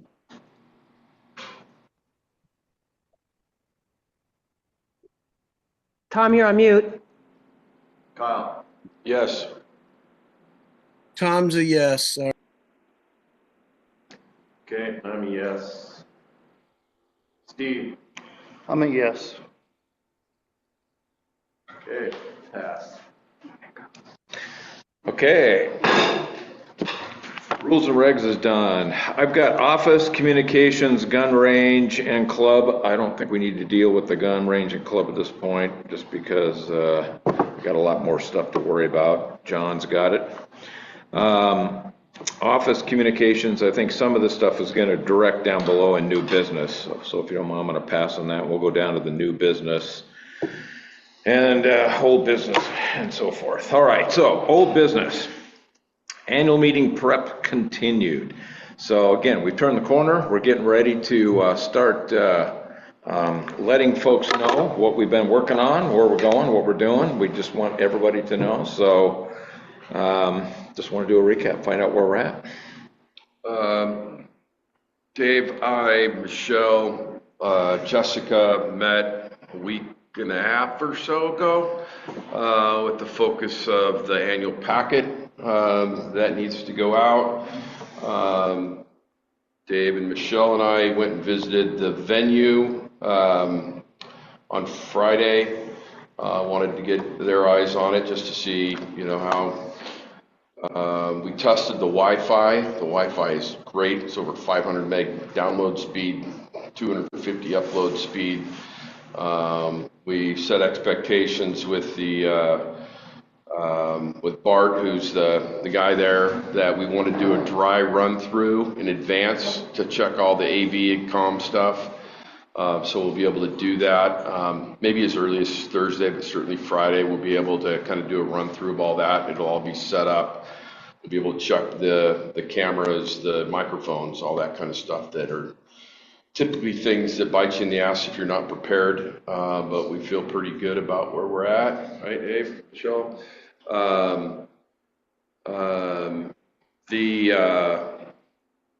The list went out to Julie Tone in the print shop, and so they have that. So that triggers we're officially in the system, so that the goal is to get the mailing packet mailed by February 2nd, which gives everybody, landowners should receive their packet, the 4th through the 9th, kind of in that time frame. Our goal was to review the packet at this meeting.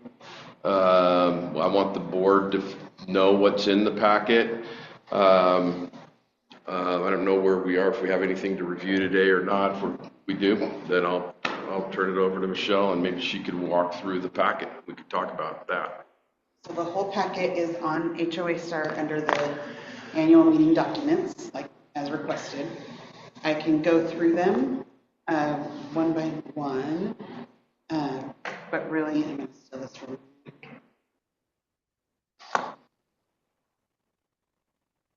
Whoever was talking, I couldn't hear them. Hold on a second, we'll move the speakers.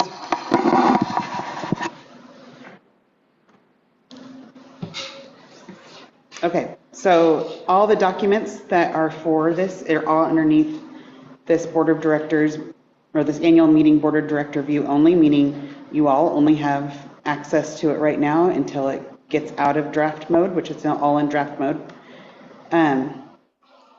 This includes, sorry, I gotta move some stuff around.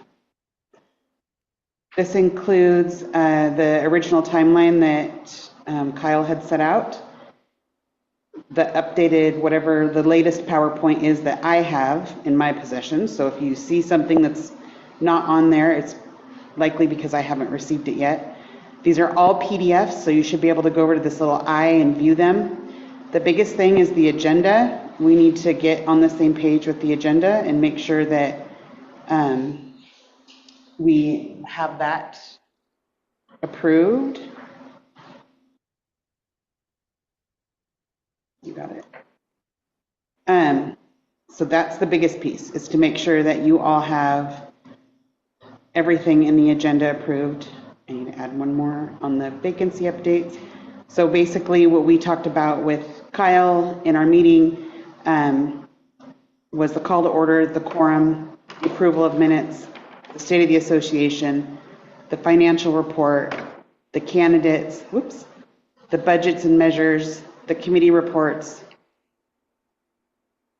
This landowner comment, Kyle, that's what I was talking to you yesterday about.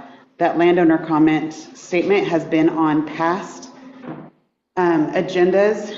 And so just needing to clarify, is that what the board wants to do for this meeting, or do you want to do something different?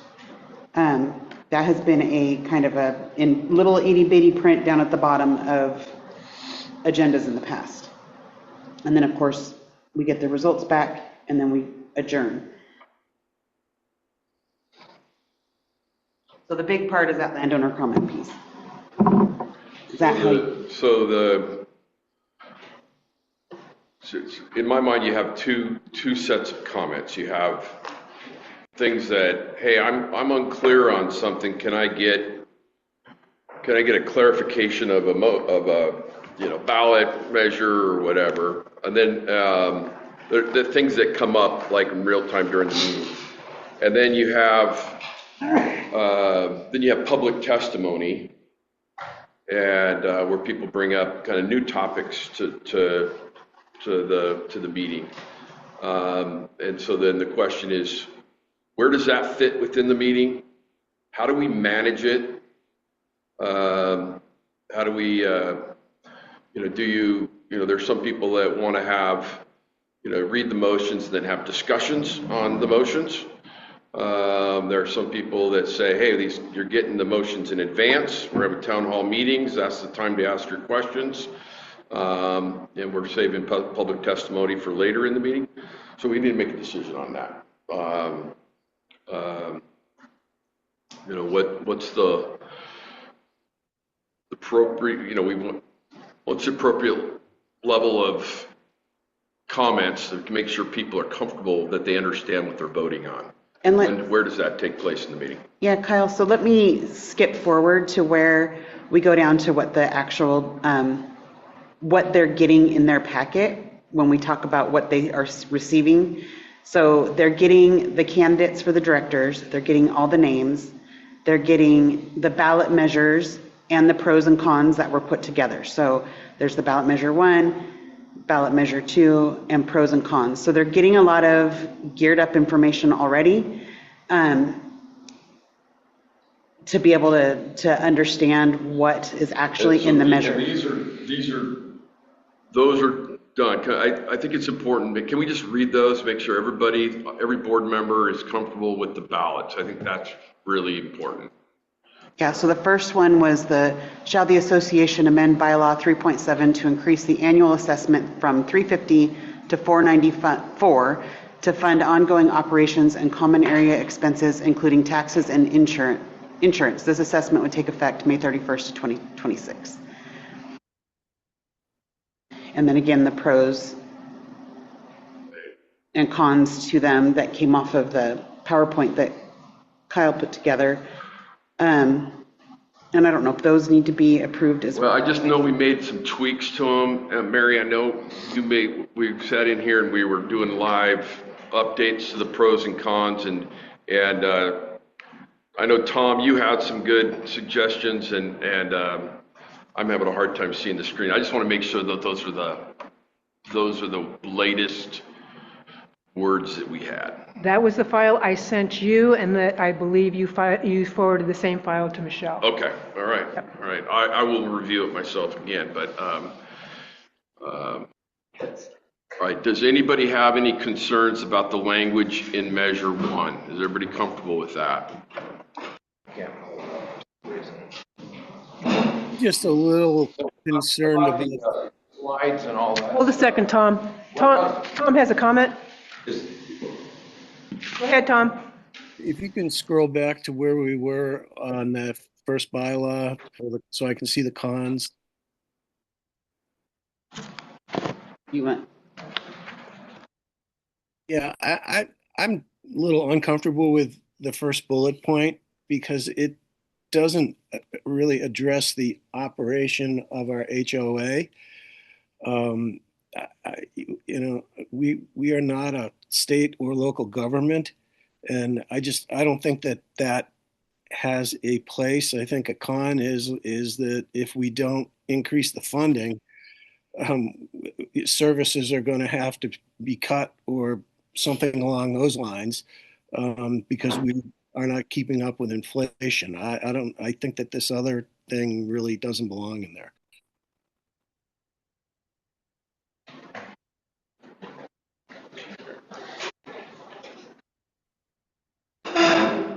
up so that we have it. Yeah, but, well, because I think that's one of the ones we changed last time, and that's why I want to go through this, because I think we went through this and kind of cleaned them up, and there's been so many versions of this thing floating around, it's really easy to, have an older one. So Tom, state your con again.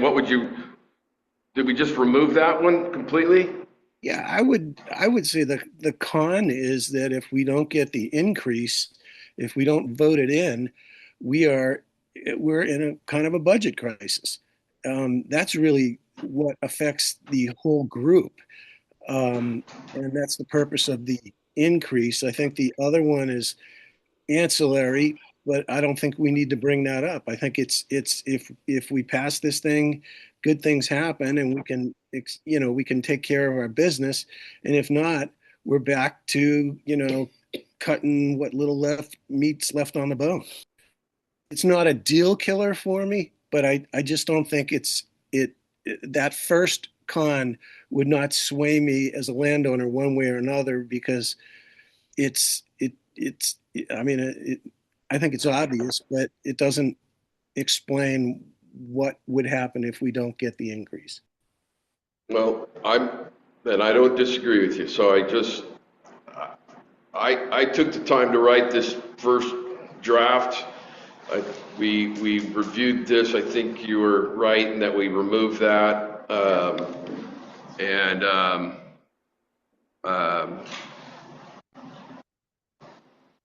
So let's make sure we have the right. So are you risk of dilution? So that's what. State again what you think the con should be. We're required to have pros and cons. So,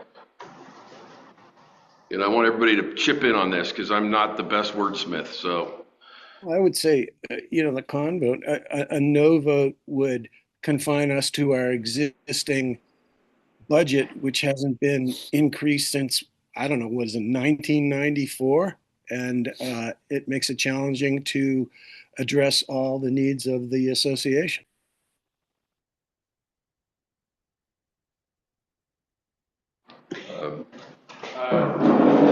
Michelle, is this under, I'm trying to find it on my. Under document, And I'm not seeing it. under documents, and then go to board and committee. I'm in the login, I'm right there. Are you in your login or are you in the president login? President's login. This thing, you mean? Just gonna have to look at that screen. Go ahead and grab it. Play with it. Whatever. There it is. Okay. One time I punch it in, it says I don't have a. Okay, so that's where I was at. I was looking at all this stuff.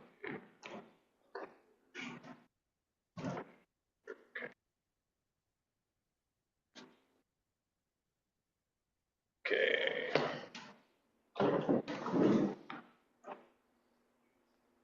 So if I might ask, this is the way it's gonna look on, what's sent out, measure one. So this was an example of what was sent out last year. Okay. And the voting. No. Page.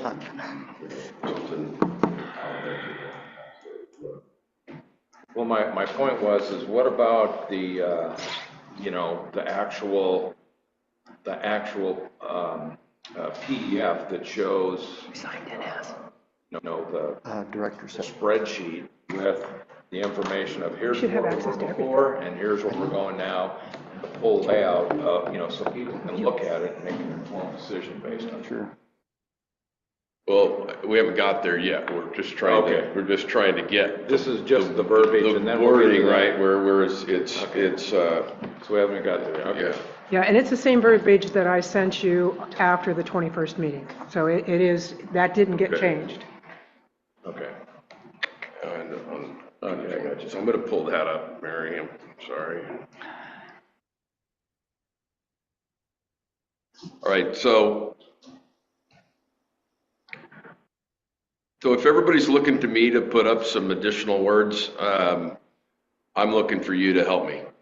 So if there's some cons, if somebody has some suggestions that want this. Tom did one. So Tom, can you kind of restate what you said? Because I think there were some really valuable things in there. It's just trying to make it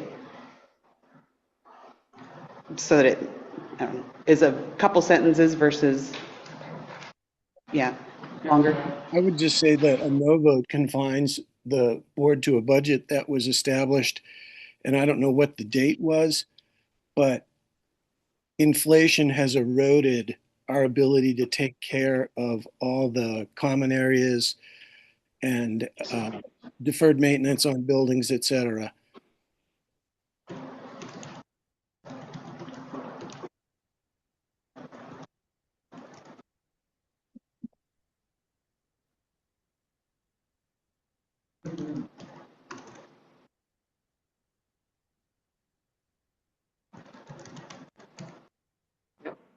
So we need to just find the date on or around the last established budget. I mean, you want to go with the originally established budget for that dollar figure? Because we probably could figure that out by going back and looking at past meetings. I imagine it's going to be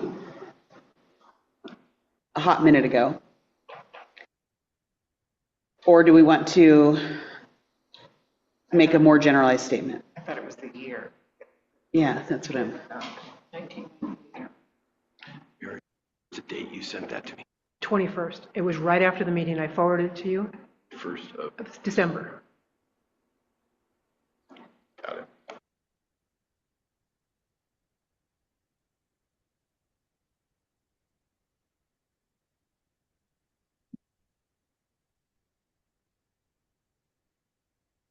So which one are we on right now? Are we on the cons or the pros? Just rewritten. Or do we even go back? Do we just take this part out and just say that a failure is going to eliminate the ability to take care of basic needs? So I think there's a lot of people that have no idea that that budget was established decades ago. And I think maybe it's time to point out that, when that budget was available, we still had MTV. It puts a face to it. So basic needs, maybe we should have examples of some basic needs, like maybe, like the office, you guys have talked about the batteries and generators and all that stuff should be like an example of things that need to be replaced. Our intention is to have some supporting material with some graphs and some pie charts and some things there that give people context to what we're talking about. We're just trying to get through the measures. Is it stated clearly? We need a pro. We need pros. We need cons. I'm just looking back to our last meeting on the 21st, after the 21st of December, on the cons. we had any increase to LOA dues affect residents on fixed or lower incomes.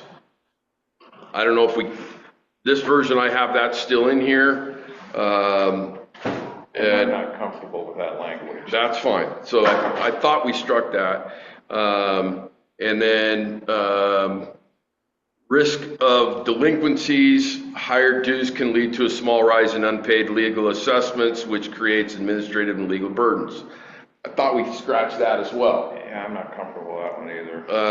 So the cons are, I mean, if we don't pass this thing, we're on a tight budget. We're going to have to start cutting stuff, right? And so,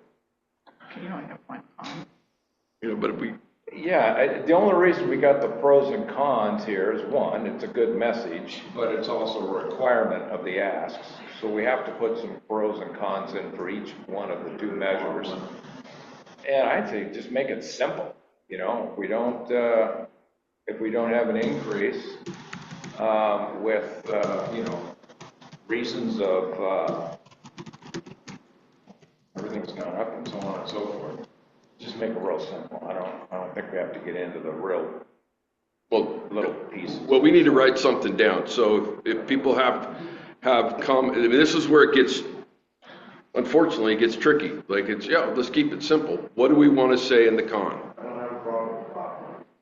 Yeah, get rid of the bottom risk. Just get rid of the bottom. Failure eliminates the ability to take care of basic needs to the facilities and common areas.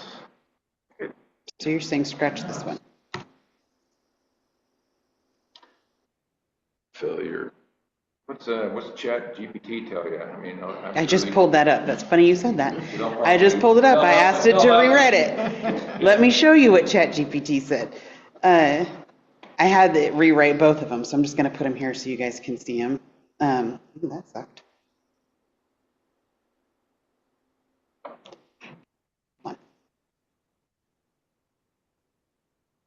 So there's what Chat GPT said for both of those.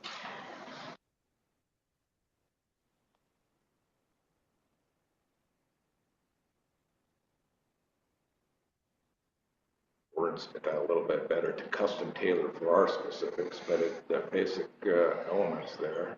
Increase the risk of financial strain and delinquencies. Higher dues may place additional pressure on some households, potentially leading to missed payments and the need for added administration. See, that's where I don't have any appetite for that, because we're only talking the full-time folks. We're not a retirement community. We don't have shared spaces.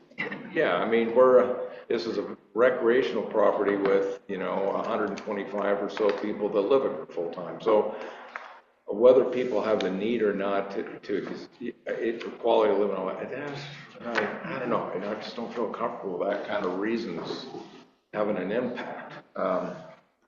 It's not like an impact to the masses. It's just to a smaller. It's just not to everybody. It's just to those that fall into that category. And it just narrows the category. I mean, I understand. But all right. So let's do this.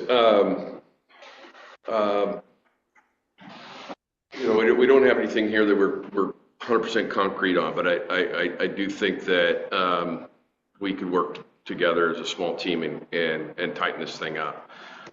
But to your point, we have some additional material that is supporting of our ask. It's where our money go, how much we paid in the past.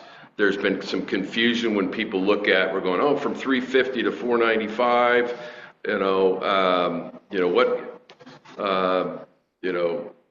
well, in the past it's been from 350 to like 800, and so people get confused with what the ask are. So I believe I've created some slides that help provide clarity. I think we want to include those in this packet in some way, shape, or form. I agree. But pull up to the next. If you don't mind, Michelle. Pull up to the very beginning there, to the pros. No, to the pros. Okay. Sorry, the pros. Yeah, okay, right there. Okay, so this has been the intent that we've been trying to do since day one. Okay, so Kyle and I just finished up a video that got posted. But the reason why it took so long for us on the budget is we looked at it from a different point of view this year. Instead of it had been like 30 years and we needed to come up with a dollar amount, we elected to go a different way on the philosophy of creating this budget and this ask, and it was based on need. So we said, what's the need and what does the dollar amount represent? Fundamentally, that's a different approach than we've used in the past.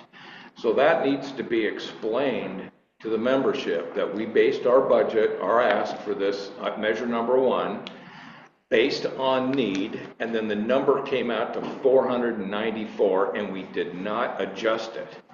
We left it alone because it's the representation of the need of Three Rivers. And that needs to be, clearly understood. The second piece on the second motion, on the second measure, was a separate assessment for roads that's not combined into the original overall.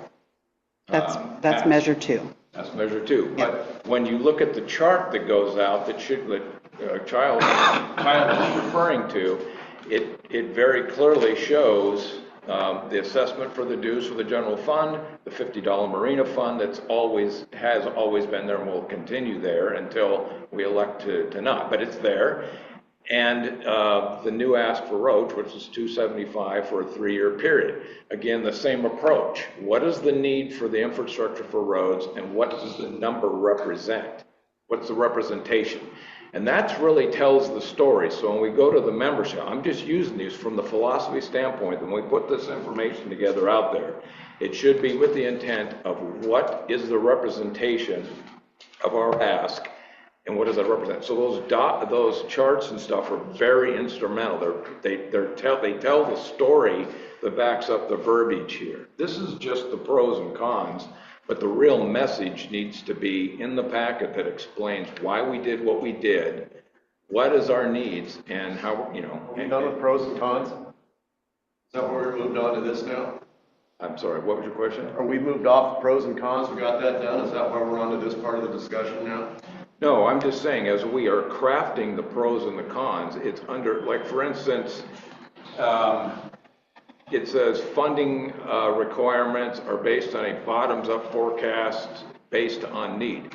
Well, that is very true, but I'm just saying that's what we struggle. That's the message we need to create. And maybe Kyle, if you like we say, you guys get together in a group and maybe put together a better explanation. But that's the fundamental reason why we did what we did. I made a better explanation. How do we get that into the pro and into the pro section? Well, I don't think the pros and cons is where we tell the whole story of this whole right. There's It's okay. I'm just stating that that's the overall strategy. So that's coming, like Kyle was saying, that's coming later with the rest of this stuff. So I think we need to have like a really clear ballot. Measure 1. Pros and cons, measure 2, pros and cons. Perhaps there's a president's message, in this packet that's in front of that says our strategy is different this year, and and it goes through our strategy and how we created the budget, and that could be part of that that explanation. And then behind the pros and cons of measure 1 and measure 2. Then I think we should have some supporting material. I think they're helpful. We've never done that, I don't think, in the past, where we've said, hey, here's a chart of what we've paid for the last 11 years. I think that's helpful. I think it provides clarity to people.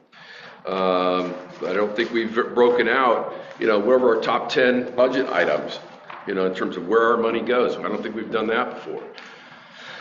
So I guess the other thing is, you guys keep talking about more things we're adding, more things we're adding, more things we're adding. You give them a book, they're not reading a book. They're not going to read it. They're not reading a book. They didn't read what went out last year. They definitely didn't read what went out the last. Stuff just needs to be one-liners. Yeah, you got to keep it simple. Nobody's going to read the whole damn thing. Okay, so let me ask you this specific question. The chart that shows what we've paid for the last 11 years, it's a graphic. Is that valuable? I think so, yeah. Yeah, Yeah. great. Yep. That's all. A And that graphic. should be in the packet. Yeah. Yes. Yeah. Okay, I agree, okay. So what you're saying is after this stuff, then we go into the supporting documents that are part of the information for the ask to support our ask. Is that correct? I just don't see anything up there. Well, we haven't got that far yet. haven't got there yet, yeah. Okay. Yeah, the graph does that, I think. Right, I think it does, yeah. yeah, I think it does too. Nobody's gonna read line after line after No, line. I get it, but we've all had this pros and cons, we've all had it for a month or more, and we're still not quite there yet. So then let me do this, because we're not gonna get there today. It's 11:15. Y'all are gonna be here till midnight if you keep up Right. the pace you've got going today. So Kyle, let's rewrite the Yep. pros and cons. I already did a little bit, but Yep. let's rewrite them more and then send them out to you all to approve or not. Nothing says you have to have a formal meeting to approve it. Right, no, we could do So- this, everybody's got email, we could get it out. Yeah. Get comfortable with it.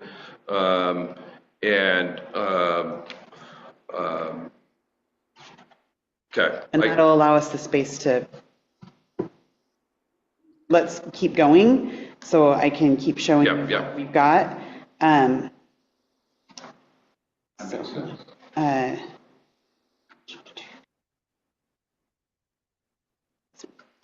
Okay, so we'll do that. We'll get in there. And then the next thing that runs through is the how to vote. That just gives the instructions to the landowners. We're doing it pretty simple, in person, by mail, or by proxy. We're not going to do online voting this year. We are going to start a campaign after the association, the annual meeting, to start warming people up to the idea of what does that mean to online vote. There's going to be a lot of questions about that. As we went through and started talking about online voting, we had a lot of questions about it. I'm confident we can do it. The system does it. There's not a lot. It's just there's some things on the back end that we have to make sure, so we really only have one landowner that's voting. And people need to understand, if Kyle and I are both deeded owners on a property and we both pay our dues, that's one thing. But if we share dues and Kyle decides he's going to go in there, we wholeheartedly disagree on a ballot measure, and Kyle goes in and votes yes, that's the vote, the end. We're not going to get into a pushing match. I think that's what the bigger thing was. We need to make sure that people understand that. So this year, in order to circumvent some of the questions that came out of last year's extremely long conversations, we are putting in the voting criteria so that the words about the members are entitled to one vote for each lot owned, all the language is there in 3.2, in 4.7, 4.8, 4.9. And this is taken straight out of our CC&Rs. Right, so this is a really important one, right? This derailed us for about an hour and a half last year. This is where, I own it with three of my brothers. Right. We pay 3 sets of dues. There was another guy that said, well, me and my wife, the way things are written, we both pay a set of dues, so that's going to be your. Believe me, I'm totally prepared to handle all this stuff. I mean, just to give you an example, this morning I went through the video for that meeting. I went through the entire video. I got up early, like I can't sleep, so I received it from Mr. Geisler, and I went through and I saw it, and it's just a horror show. So we are not going that direction. And this will help. This language will help because people will have it in front of them. So if anything, you can point them back to their packet and say, we wrote that down, and take the questions. That goes back to that little bit in the agenda that says, you guys aren't going to vote or make any decisions during that meeting. You can talk about them. You get your 2 minutes of fame, and we'll take it back to the next meeting. Yeah, so I'm prepared for that because I know there's going to be these specific questions that are going to come up. Well, I've got 3 people I've got 5 people on my, who gets the vote and all that stuff. So having this information ahead of time to answer as a frequently asked question is going to help when it comes to that. It'll actually, if it's out there, it'll prevent it. So this is very proactive of explaining that ahead of time. Yeah, so So I'll it's just, mindful of the way. so we can speed it up a little bit. You guys all have that access to it. So you've got, and it's in order of how it will print out. The agenda, the draft minutes, we're still working. Randy Geisler's a champion because he came through to go through and make the edits. I've made the 2025 edits, the 2024 ones. I think Randy's still on. I got some questions. So I'll be asking some questions back for clarity to make sure we're putting them in the right spots. Then we go into the how to vote, which I just showed, the proxy vote, which is the same as it's been, just changing the dates, the directors and the measures, which we just went through, all the candidate profiles, and then the voting, the actual voting document. So it's all in there. Like I said, I think for ease, Kyle and I and Dave and Jess will go through and look at our measures and make sure we've got pros and cons written out good for you guys to then review. And I think you guys can do that all via email and approve it as written. I mean, last year we did a separate meeting outside of this meeting. You guys called a special meeting and we went through painstakingly every single document that was in there, including the PowerPoint. So, you guys are gonna, that's a whole nother. I would encourage us to do that. I mean, this is important. When we get this thing done, I would suggest, sometimes it's hard to digest things in individual files and looking at it on your, when we get something we think is good, I think we print it out, we all get together, we look at it together, and we hit the go button. And so I know a lot of work's been going on in the background, and not everybody has all the latest versions of everything. So, what are the gotchas? What is it that we feel, like we don't? Okay, so you don't in your document, you don't have my charts yet, or do you? I have the last PowerPoint you sent on, I will tell you what day. The last PowerPoint you sent me was January, right at the beginning of January, right before our meeting that we had together. So I just want to look in here and just make that. Oh, December 30th. It was the last PowerPoint you sent me.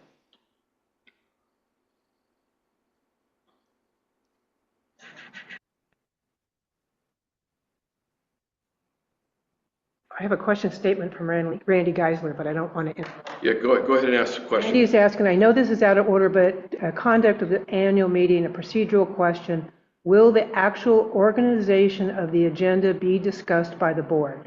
I would encourage that if the annual meeting agenda is discussed, could the annual meeting agenda provide for a discussion period before the members are asked to fill out their ballot?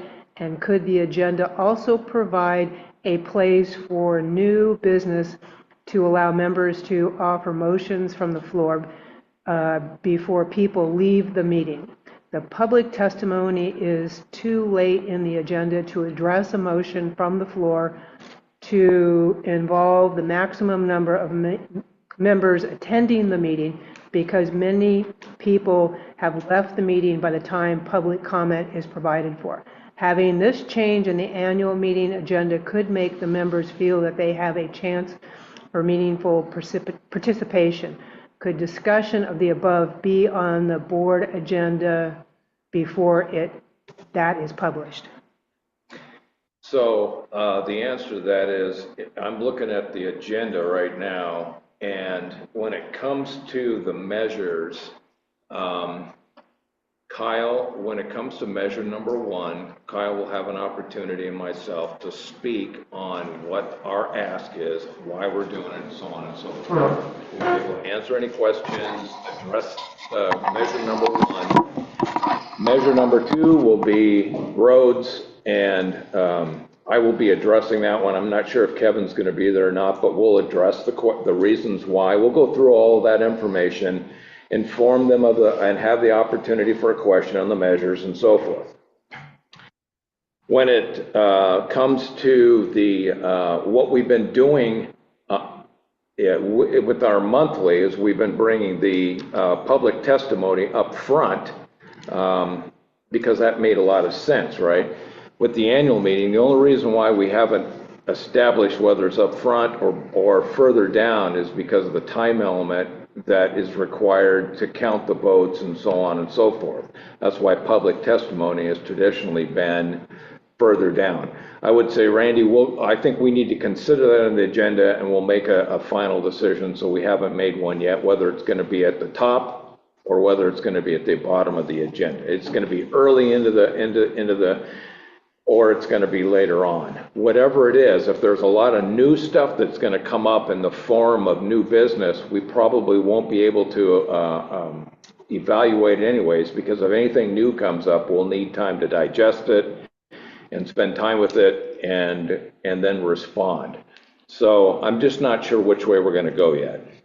So it's either going to be up front or it's going to be further down in the agenda. I just don't know it, but we will definitely consider it. Randy also had an earlier comment about, and it kind of relates to, in addition to the town hall and the discussions, can we send something out to everybody in the form of email? So if they can't attend the town hall or whatever, that they could still have an opportunity to get more information. So I think that's a good point. So Ed and I put together a video. We could argue whether it was good or not. Probably wasn't very good, but we did our best. 22 people have seen it. So I have the stats on that. We've also put up on our website our bill, for people to look at the detailed budget, exactly what we're asking for and why. I don't know any statistics on how many people have seen that. I don't know if we have any click-through rates or anything on that.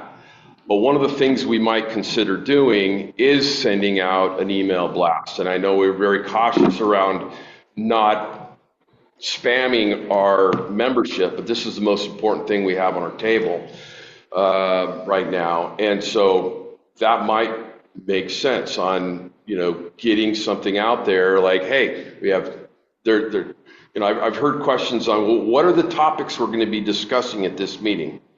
There are 4 initial strategic initiatives for this year: an annual dues increase, a roads assessment, some updates to our governing documents, specifically our CC&Rs, and the marina assessment. We're only voting on 2, the dues and the roads. The other 2, there'll be some updates. We're not voting on those. So there'll be some updates, but there's no voting taking place. Nothing to vote on. So I think we should feel comfortable sending out as much information as we can via email, because we know that people get that, I think. Our whatever we did with the survey response, we had over 320 some people respond to that. But those weren't just landowners. That's the difference. We're not talking, right? You're not talking, we didn't nail that down that it was 1 response per. Right. So there's. You're right. Everybody that got it or potentially got it had the opportunity. And I think that's also the difference. We're not asking people to vote. We're asking people to review it. And I don't care if Meg and Rob and the guy that's walking down the road right now has a chance to review it.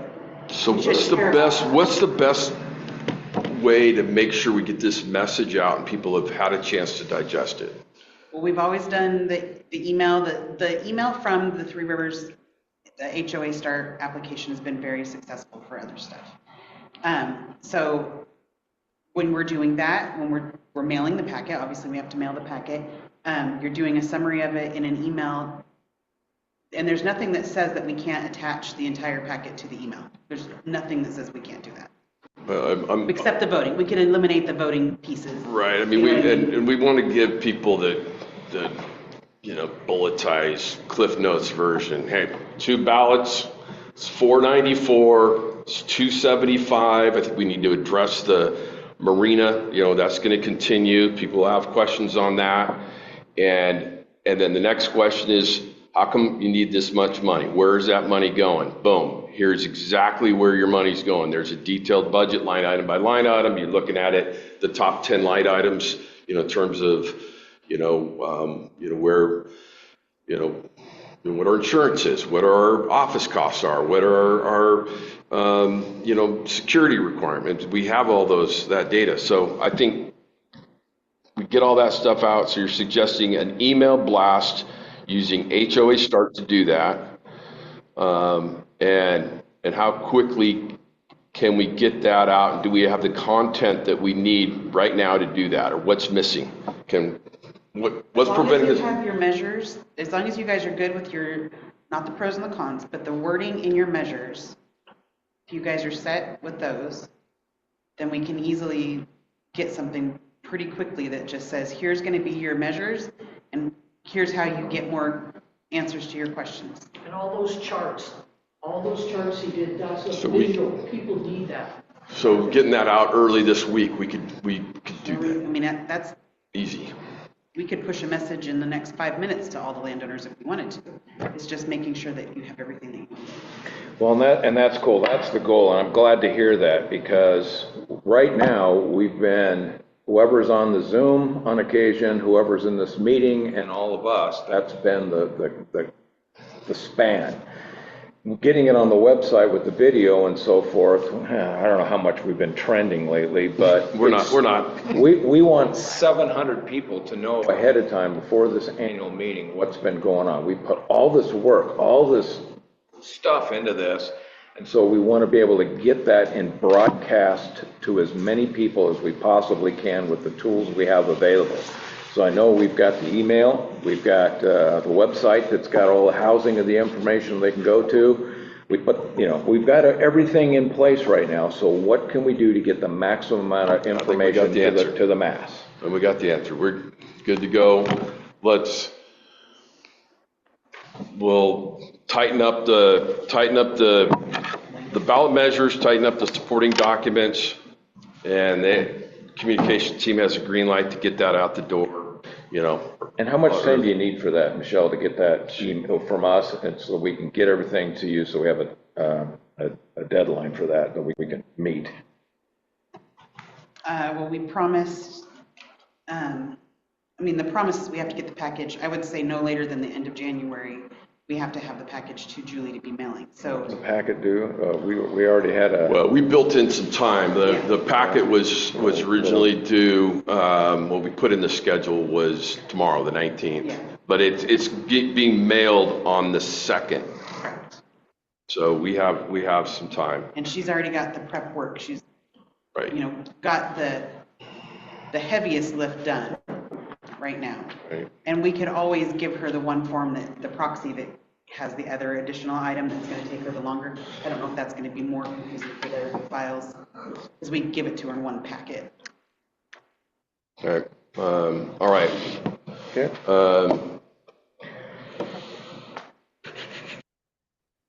Something else along this line? No, I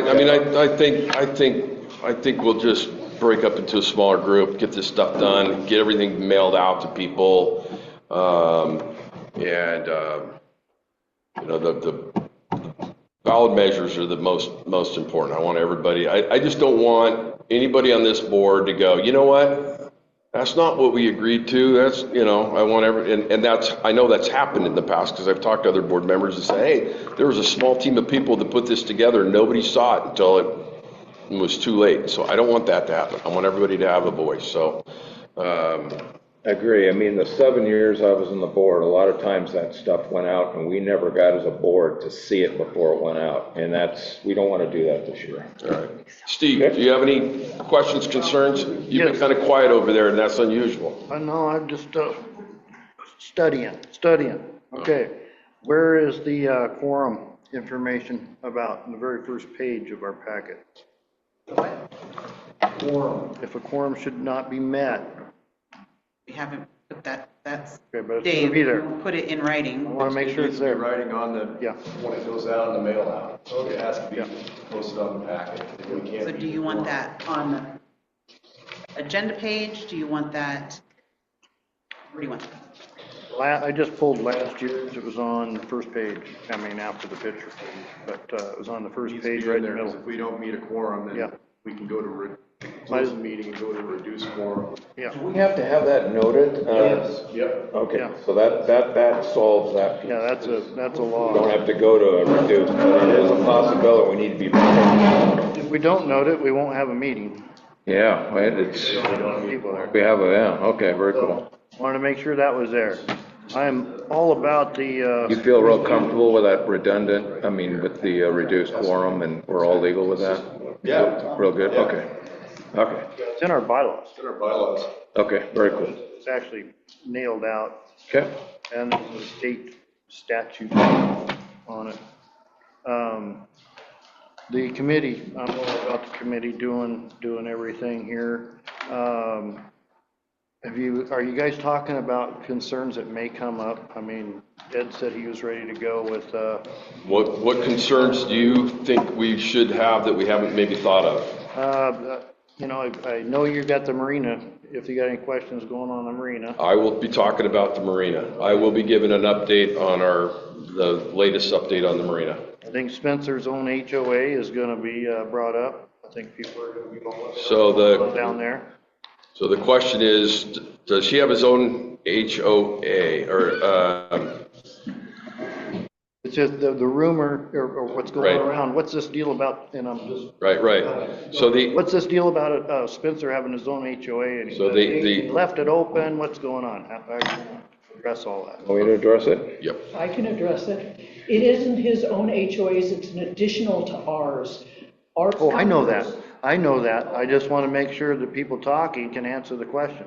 That's all I'm doing. It's Yep. just be ready, because people are going to bring it up. Somebody in the background is going to bring it up. I can answer that question, Okay, and I'll be more than happy to explain it to you anytime after the meetings. all right.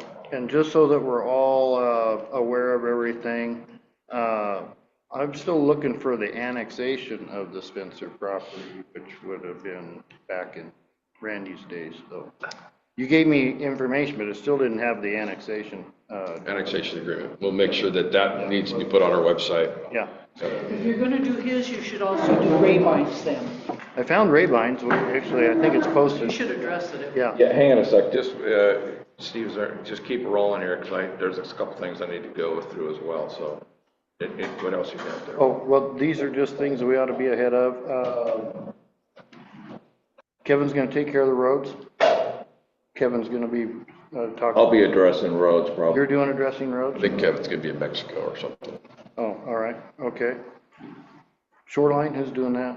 Randy's, actually, I will probably address that on his behalf, so I'll probably take care of anything having to do with shoreline management or any of those types of things. Okay, all right.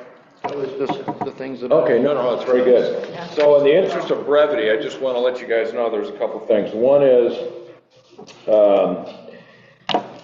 we are now feeling more comfortable with HOA Start. You know, it's, we're using it as our cloud-based platform for document storage. Mary did a little bit of a training for a couple of our board members who showed up, but it's a diminishing skill for me, so I've already forgotten how to do it. But I started with a couple of documents that I wanted to make sure got up on the website so that we can start using it. So I'm encouraging all board members and committee chairmen, I want to put this on record, and we'll do this as we go along, just because now's the perfect time. It's 2026, we're getting into our new, we're getting ready for the annual meeting, it's a new year, we've got a good platform, let's start putting everything up on the website that we can. So if we have a document or a contract, bids, anything, we've got a good start there, there's some stuff that's already loaded up. It's been great watching people do that, and I have my, personal stuff I got to get up there, but I'm asking everybody to make that a priority to start loading all the documents up. The question I have is this something that the office can support us on so we don't have to keep, so Mary's got a pretty full plate, but if we have a document that needs to get submitted, can we give it to the office and have them submit it to the website? So it involves a little training for them. But the committee chairs and everybody else, they can just say, hey, do you mind just loading this up for me and put it here and so on and so forth, so we can start getting all our documents up. What's really cool about what I've seen from Anita from the office on an email she said that everything's purged, right? They've gone through and done a lot of scanning and all this kind of stuff. Great. Now it's, what do we do with some of that stuff that probably needs to get pitched? I don't know. Maybe not discussing that here and making a decision now, but certainly if we can have the office start, if we start giving them the documents, they can start loading them up, start getting them available, full transparency of everything we got to the website. We do know how to upload. I mean, they're in HOAs there all the time. Well, I mean, I'm directing that to Dave because he's in charge of the office. I mean, we don't want to, is that okay? We don't want to like feel like we're dumping a bunch of stuff on them, but at the same time, they're the ones that are going to most likely know where to put it, have it be in the right place, be able to find it. And so we kind of need your green light to say, hey, we got this contract, this needs to go here. Right. All that should go there anyway. All of it. So the answer is yes, is that what I heard? Oh, sorry, I couldn't hear you. Okay. Very cool. Let's see, what else do I have here? We're not going to be able to get to the rest of the stuff because we're just running out of time. Steve, sorry about the garbage. We'll table that for old business on the next meeting. See what else we got. I know Rob's here. He wanted to mention the new off-road club. Let me, I have to, something came up after my thing. Can I? Yeah. Get in there? Okay. One, do I need an okay for security, APR security for the summer, or do I get to handle that? You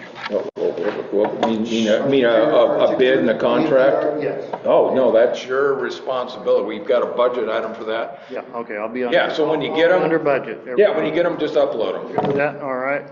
If there's something weird, I will say that if all of a sudden they come back and it's 20 grand more than you thought, then. Under budget. You'll let us know. I got an estimate, I'm under budget. Perfect. I forgot to mention on my first little rant, Fieldstone, we got Fieldstone questions handled. I know there's contract, what are we doing with the contract? How are we satisfying, Mr. Geisler? So, well, we actually went over that with Randy. Kyle and I met with him and we talked about a whole bunch of stuff. Geez, probably spent two and a half hours going over all kinds of stuff. It was really good. He was very helpful, it was just a good positive meeting all the way around. But when it comes to Fieldstone, it's an automatic renewal.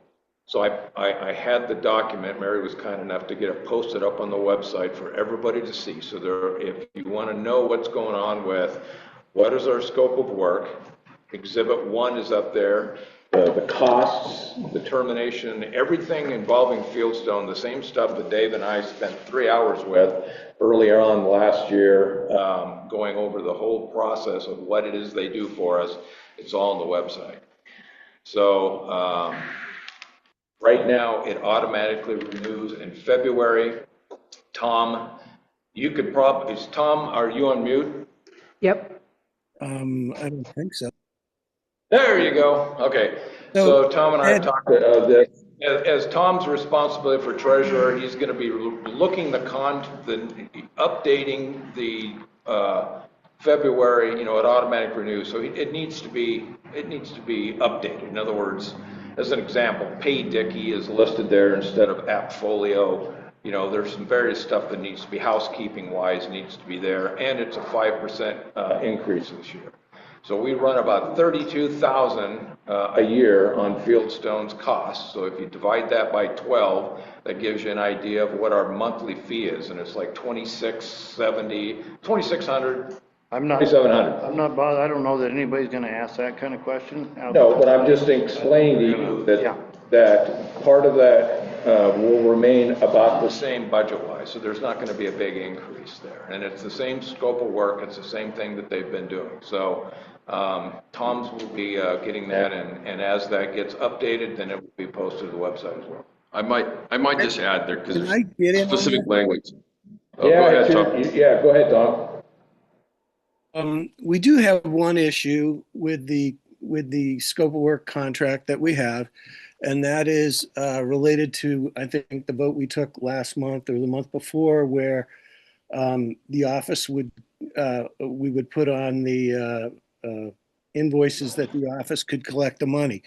According to our contractual agreement with Fieldstone, any checks that our office collects need to be forwarded to the Dropbox. And if we're going to make an adjustment to that, according to what we voted on, what was passed last go around, I think it was that the office is going to collect money. We're going to have to revisit the contract and the pricing from Fieldstone. So it's my recommendation that we have a vote and vote to rescind the previous authorization for the office to collect funds, to put that on the invoices that they can pay their bills at the office, because it flies in the face of our agreement with Fieldstone and the scope of work. Well, you had a conversation with Mr. Geisler on the Fieldstone. So, well, he's not. Let me just give my perspective on the conversation I had with Mr. Geisler.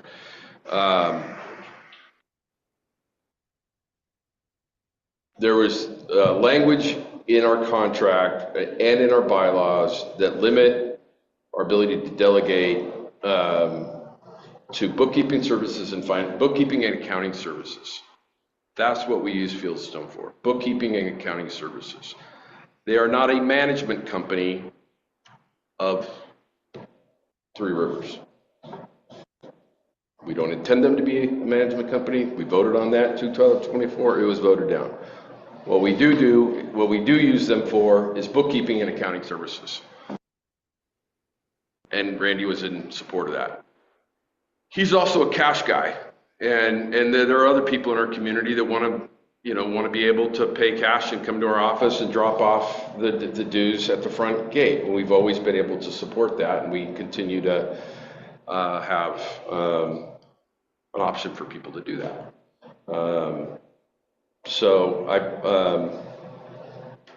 I'm one of those guys. I'm going to be putting a check in just like I did last year. So I'm not sure. The reason I'm looking at you is because of what Tom said. Well, this is what Tom's pointing out. It's not a yes or a no question. We've always made it available for those folks that want to pay cash or by check or by credit card at the office. We just haven't put it out there to switch from doing this on occasion to switching over to doing it in mass, in volume. And we don't want the intent for that to be completely all assessments going through the office. That's why we have Fieldstone. At some point, if the board elects to remove Fieldstone, we can do that at any time. We have a 60-day notice to term at any time. And it's specified in there that if we wanted to remove Fieldstone, it's 60 days. At the end of 60 days, after we give a notice, we just shake hands, we walk away. Hang on. I understand, but I'm not going there. Finish it. I don't want to waste your time there, because where I'm going is just back up to what you just said. You don't want a big bulk of the dues being paid at the office. Do we have our contract say that 50%, 50-50, 20-80, 60-40? No, it's a process thing. No, it doesn't. But I did check with Fieldstone because I wanted to know exactly what the number is on how many assessments cleared the office before and went to Fieldstone. And it was less than 50. It was like 47 or 48 off the top of my head, but it was less than 50. So if you take it 700 property owners divided by 50, you're going to come up with 7%. Now we had an email or a newsletter that went out, and there was from the office that 20% of the assessments were coming through the office now. And that's not what us as a board have elected to do, was to encourage the increase of the assessments coming through the office. That was never a board discussion back when that newsletter went out. As of recent, we had a vote that Tom was talking about, that we were going to have that in our publications for folks to have an option to pay at the office. But we've never had the intent of increasing that volume. So what went out in the newsletter was 20%. But when I asked Fieldstone to give me the number, it was 7%. So there's a big disparity there. That's almost like we've accepted the fact that we want to start increasing the volume of assessments coming through the office. And we never voted on that as a board in the past. My point is, what Fieldstone is auto set up for automatic assessments. They've got this stuff automated and so on and so forth. And they're garbage in, garbage out. Whatever we give them, they're going to give any information we want back for tracking purposes, for doing anything we want. That's what they do for us.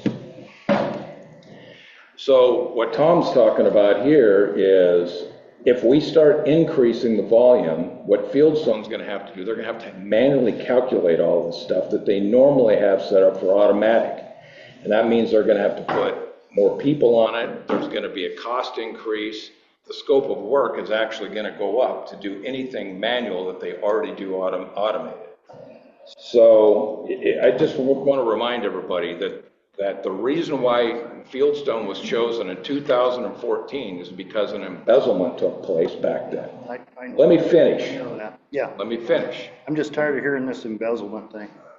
Well, you have an option, Steve. If you don't want to hear it, there's the door. You don't do that to me. That's rude. Then let me finish my statement. Then let me finish my explanation. I'll let you finish it. Tell you what, you have repeated it multiple times. I got it back here. This isn't just for you. This is for people on Zoom. This is for the rest of the attendees here in the meeting. So if you don't want to hear it, there's your option. Totally inappropriate. Okay, so the reason why we went with Fieldstone is because we had an issue that paid restitution. It was satisfied, everything was okay. That's why we have this third company. And that's why we don't want to change our scope of work, in my opinion, to put that responsibility on the office when we have a third party doing it. So if there's any kind of mistakes, any kind of issues, something that happens revolving with funds and treasury, the responsibility is not on us, it's on them. And we pay approximately $2,700 a month for that. So to Tom's, are you making a motion, Tom, or what was there a motion in that, or was that a statement? Did he mute again? Tom, you're on mute. Okay, I'm sorry. I was trying to get something off my printer. It's just a very uncomfortable conversation that I have with this, but that's the reason why Tom's bringing it up right now, is because, Tom, what's your motion and what are you trying to accomplish here? Well, the feedback I got from Fieldstone was very specific about what the process was for collecting our annual assessments, and it goes through their lockbox or the bank's lockbox, and anything that our office collects, if people wanted to drop checks off, then we would forward those checks to that Dropbox. That's the process. And that doesn't cost us anything more in terms of the scope of work.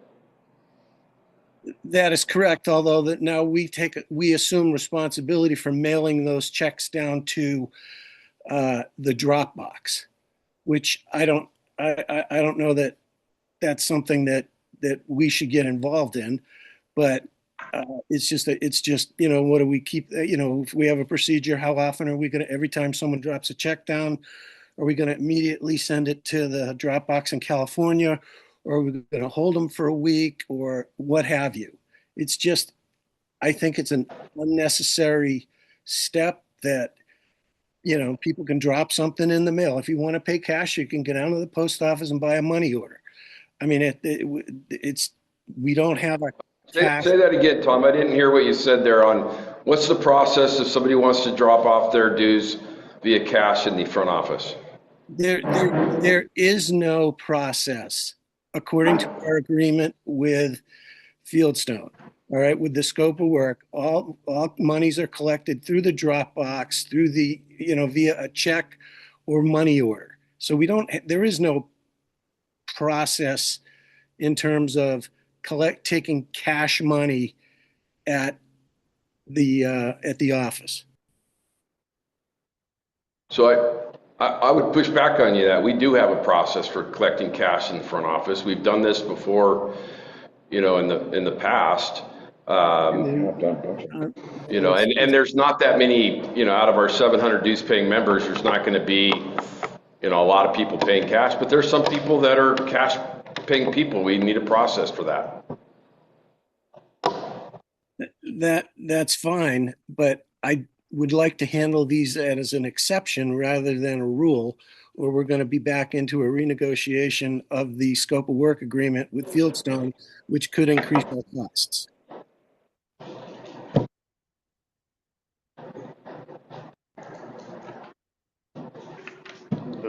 Well, we've always been accommodating in the past. I mean, I don't know how many cash drops I did back in Treasury days, 40, 50. And every time during assessment time frame, we were always more than happy to do that for folks. But we weren't advertising it that this is to increase the volume. So that's just a fundamental shift in our approach. That's correct. And Fieldstone is saying that if we're going to make that fundamental shift, because they're the ones that are going to be, doing the billing, that they're going to ask for a renegotiation of our scope of work. So I think the best thing to do is let sleeping dogs lie and not put that information out on the invoice. And if people have to pay cash down at the office, then we do it on an exceptions basis. So are we comfortable with, Fieldstone sends out the billing, and it has their PO box or whatever, and we make a comment that, hey, if there's people that want to pay cash, or they happen to be going by the front office, we've always accepted that. We'll take it in the front office, but our primary policy is to go through Fieldstone. That's what people are getting. When they get the bill, that's where most people are going to send it. There are people here locally that have always done it where they drop it off. And we'll continue to support that. Is that what we're saying? What I'm saying is I don't want any verbiage, and Fieldstone doesn't want any verbiage on the invoices that say you can pay this at the office. If it happens, with a few people, I think it's not a problem. But they don't want this to be, if it happens organically with some folks, that's fine. But if we're going to change the information on the billing, that could be problematic. So I got to make a comment. Fieldstone doesn't have the power to tell us what we can put on or we can't put on in our billing. That does not make sense. That's managing us. Have we had a lawyer look at our Fieldstone contract about managing us? Anything that they're doing, is that management procedures or is that bookkeeping procedures? It's bookkeeping. Well, I don't. Well, you say it's bookkeeping. I haven't read the contract. I can answer your question because Fieldstone does not manage us. You can say that all day long. You can say that all day long. You can keep talking. I won't even interrupt you. But have we had a lawyer read our contract and compare it to our bylaws and what was allowed in the last meeting in 24? I don't know. I don't know what happened in February of 18 of 20. So we have a contract and we renegotiate. And spend the money to have that done. Have that read by a lawyer. Make sure that we're following all the rules. Steve, it's a contract that we agreed to. It was negotiated. The contract ends on an annual basis. It has nothing to do with them managing it. It has everything to do with when people mail to the PO box, they're mailing their check directly to Columbia Bank.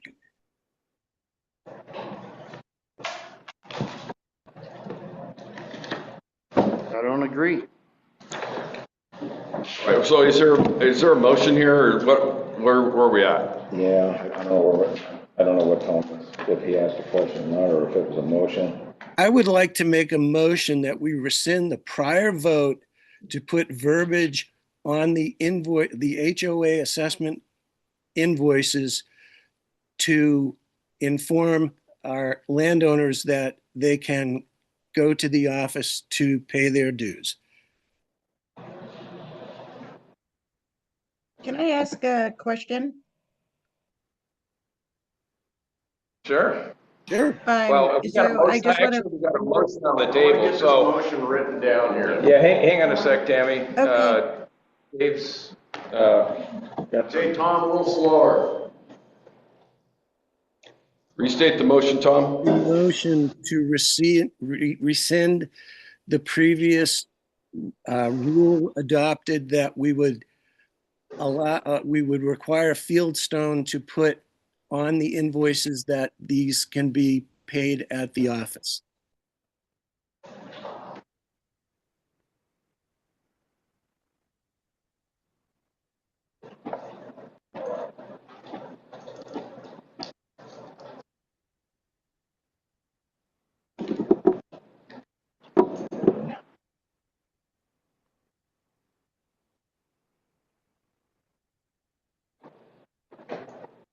Say it one more time.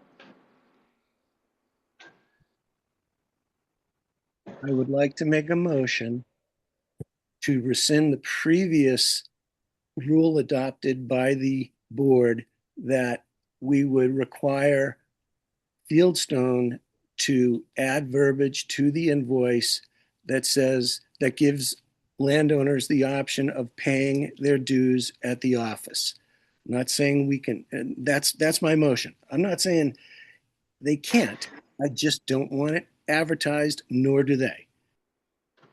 Proactively trying to push people to go to the office.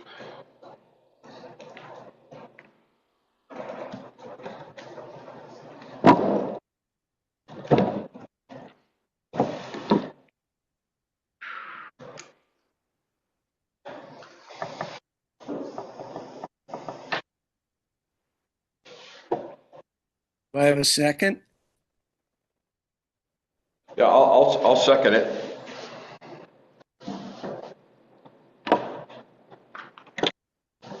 Discussion?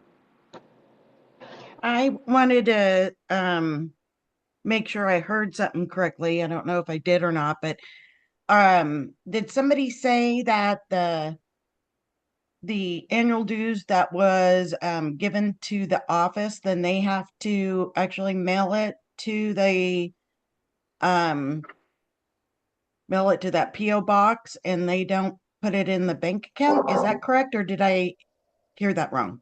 The process that we have negotiated with Fieldstone is if they collect checks at the office, those checks need to be mailed to the bank drop box, which appears on the invoice that we send to landowners. Yes, that is correct.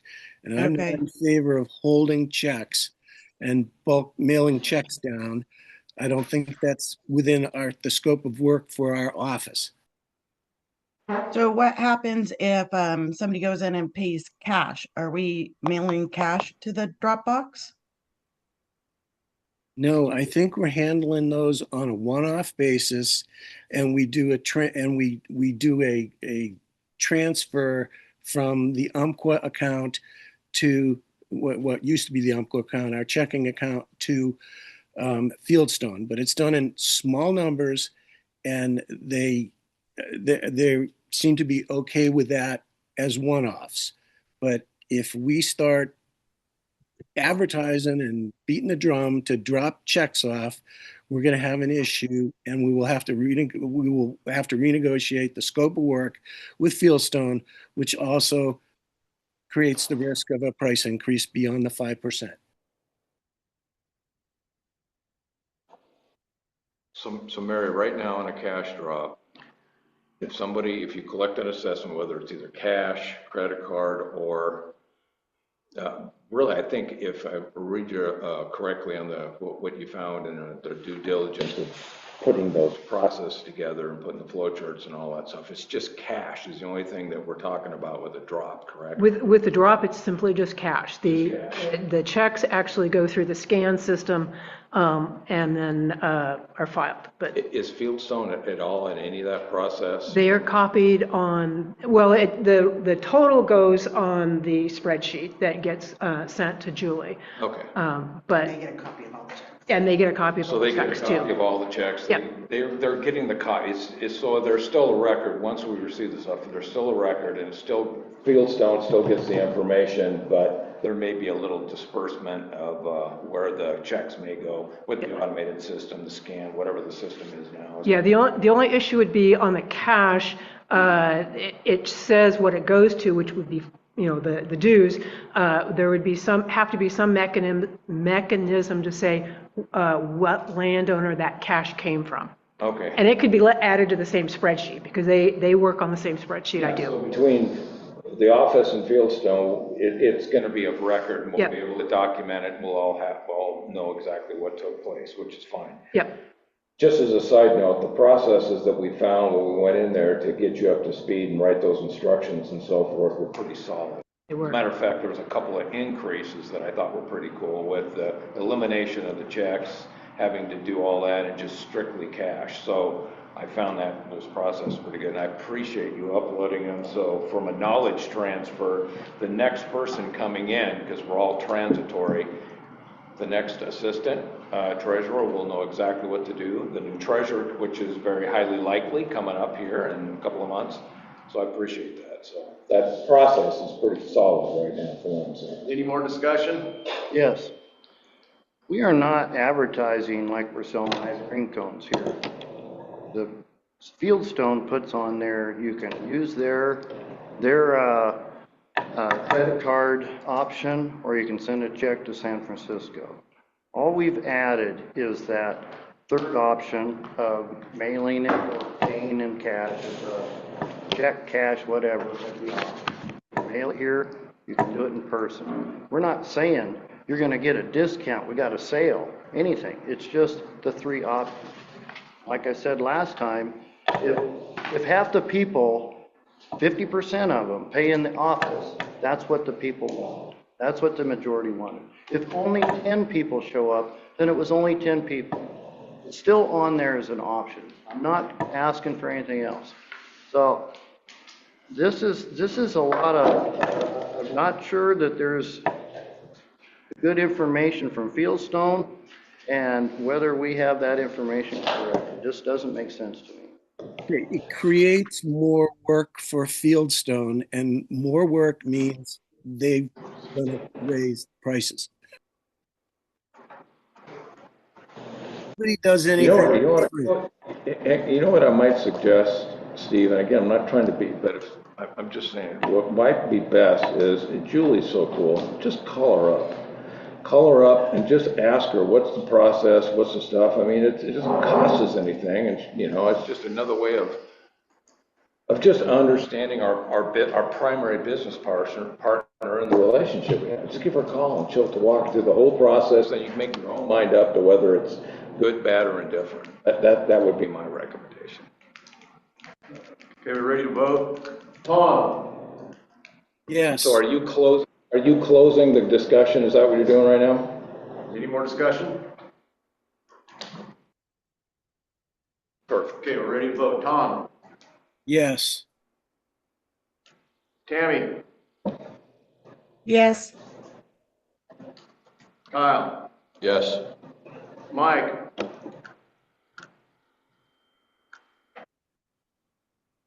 Mike, you're on mute. Steve? No. I'm a no. No, for Mike. There you go, Ed. So it's up to me? Yeah. Oh, God, these are tough. I'm going to say yes.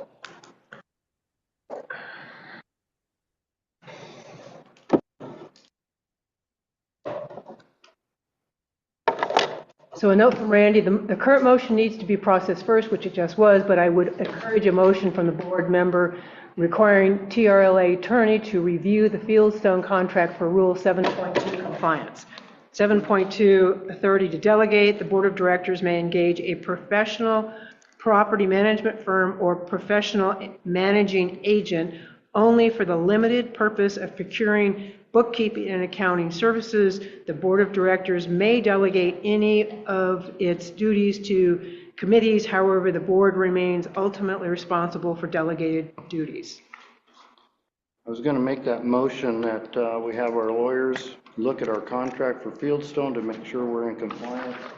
And I can't remember everything that was just said, so. Well, I'll do all that. I will do all that as long as you're okay with me, He'll be an expensive. I'll be more than happy to do that with Bruce. I'll just send him it all and he can bless it if you'd like.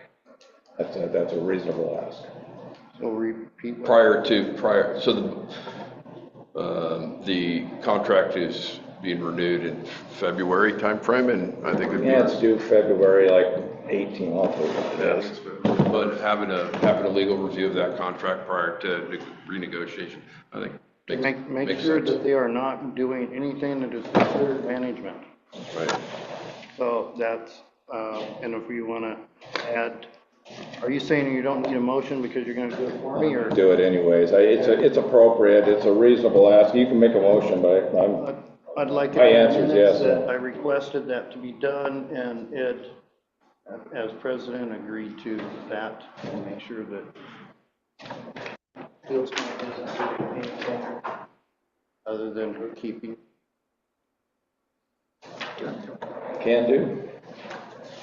And the deadline is before the contract? The contract was written in February of, I'll tell you when it is.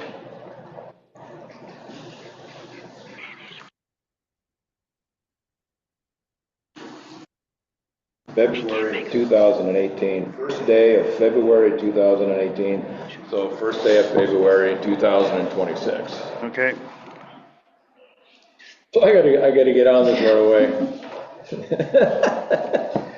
Thank you, I do appreciate that. So did you make a motion, or did he just agree? He agreed to do it, so he's. I'll just do it. So I think you have to withdraw your motion. Oh, Steve's got a motion on the table, okay. I said I was going to, I didn't make one yet. Okay.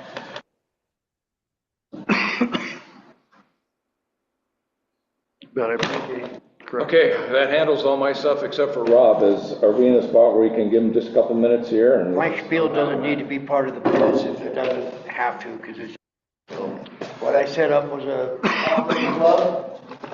Started out as Facebook. We had our first meeting last night to discuss, there's at least the people that showed up, 17 or 18 people, kind of what our vision goals were. As a group, we're going to take up maintaining the trails. We're not going to open them up big enough for full-size trucks to go down them. None of us want that. I don't think it'd be a good thing to begin with. But we're going to adhere to all common area rules that go along with being inside of 3 rivers. A personal goal of mine is getting, it actually has more to do with dealing with the fire district and the state fire marshal, but getting some type of program set up where we can inspect vehicles and potentially issue stickers that would allow vehicles to be run off-road during extreme fire day, not just a blanket shutdown, because that's apparently controlled by the state fire marshal. He's the one that sends that information out to the districts. I will be meeting with the interim fire chief to discuss that plan and see if we can move forward with it. And I grew up over here. We used to ride dirt bikes 12 months out of the year. I understand things have changed a lot from then to now. I know that. So that's a goal we're looking forward to. If we can do it, I think as a side note, if we can give the kids a safe and keep them safe in their minds about proper usage off-road here, it may also take some of the wear and tear off of our gravel parking lots. That tends to increase when the trails get shut down. I think everybody I've talked to about this is agreement with that statement. So it's not going to be an overnight process. It's going to take a while. The Facebook group has 93 members. The Facebook group as a whole, I've opened it up to residents, which I'm a resident, I'm not a property owner.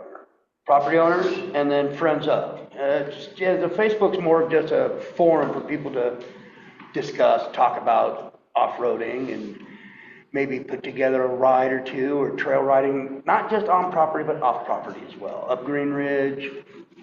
So that's what we're about. Well, I just applaud you, Rob. I heard people talking about it last night around the campfire, talking, watching football games, and they said it was a well-run meeting, and people are excited about it. So good job. Cool. Thank you. Yeah, I mean, I think that's perfect. I mean, if nothing else, I mean, you could be out there with another eyeball, making sure people aren't doing stupid stuff and all that kind of stuff, especially fire shutdown and everything else. So and we'll take care of I think it's putting the good. signs up and taking the signs down. That's, I guess I have to talk with Levi about that part of it.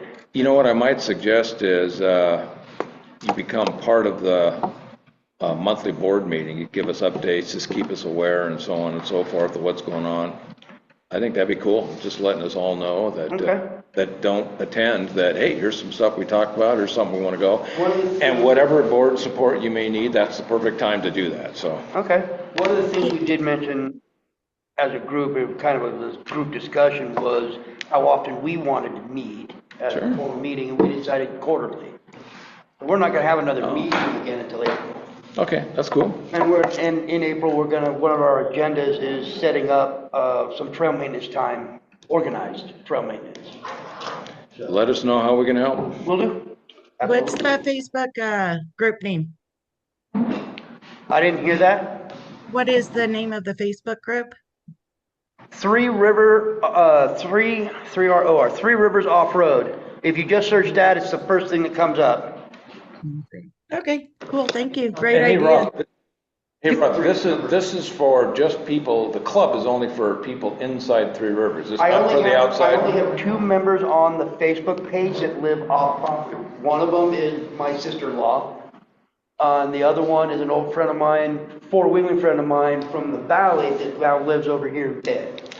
Yeah, I just cautious, just so that it doesn't open up to like. Oh, no. I'm the only moderator on there, and people have to answer questions and then wait for me to approve them.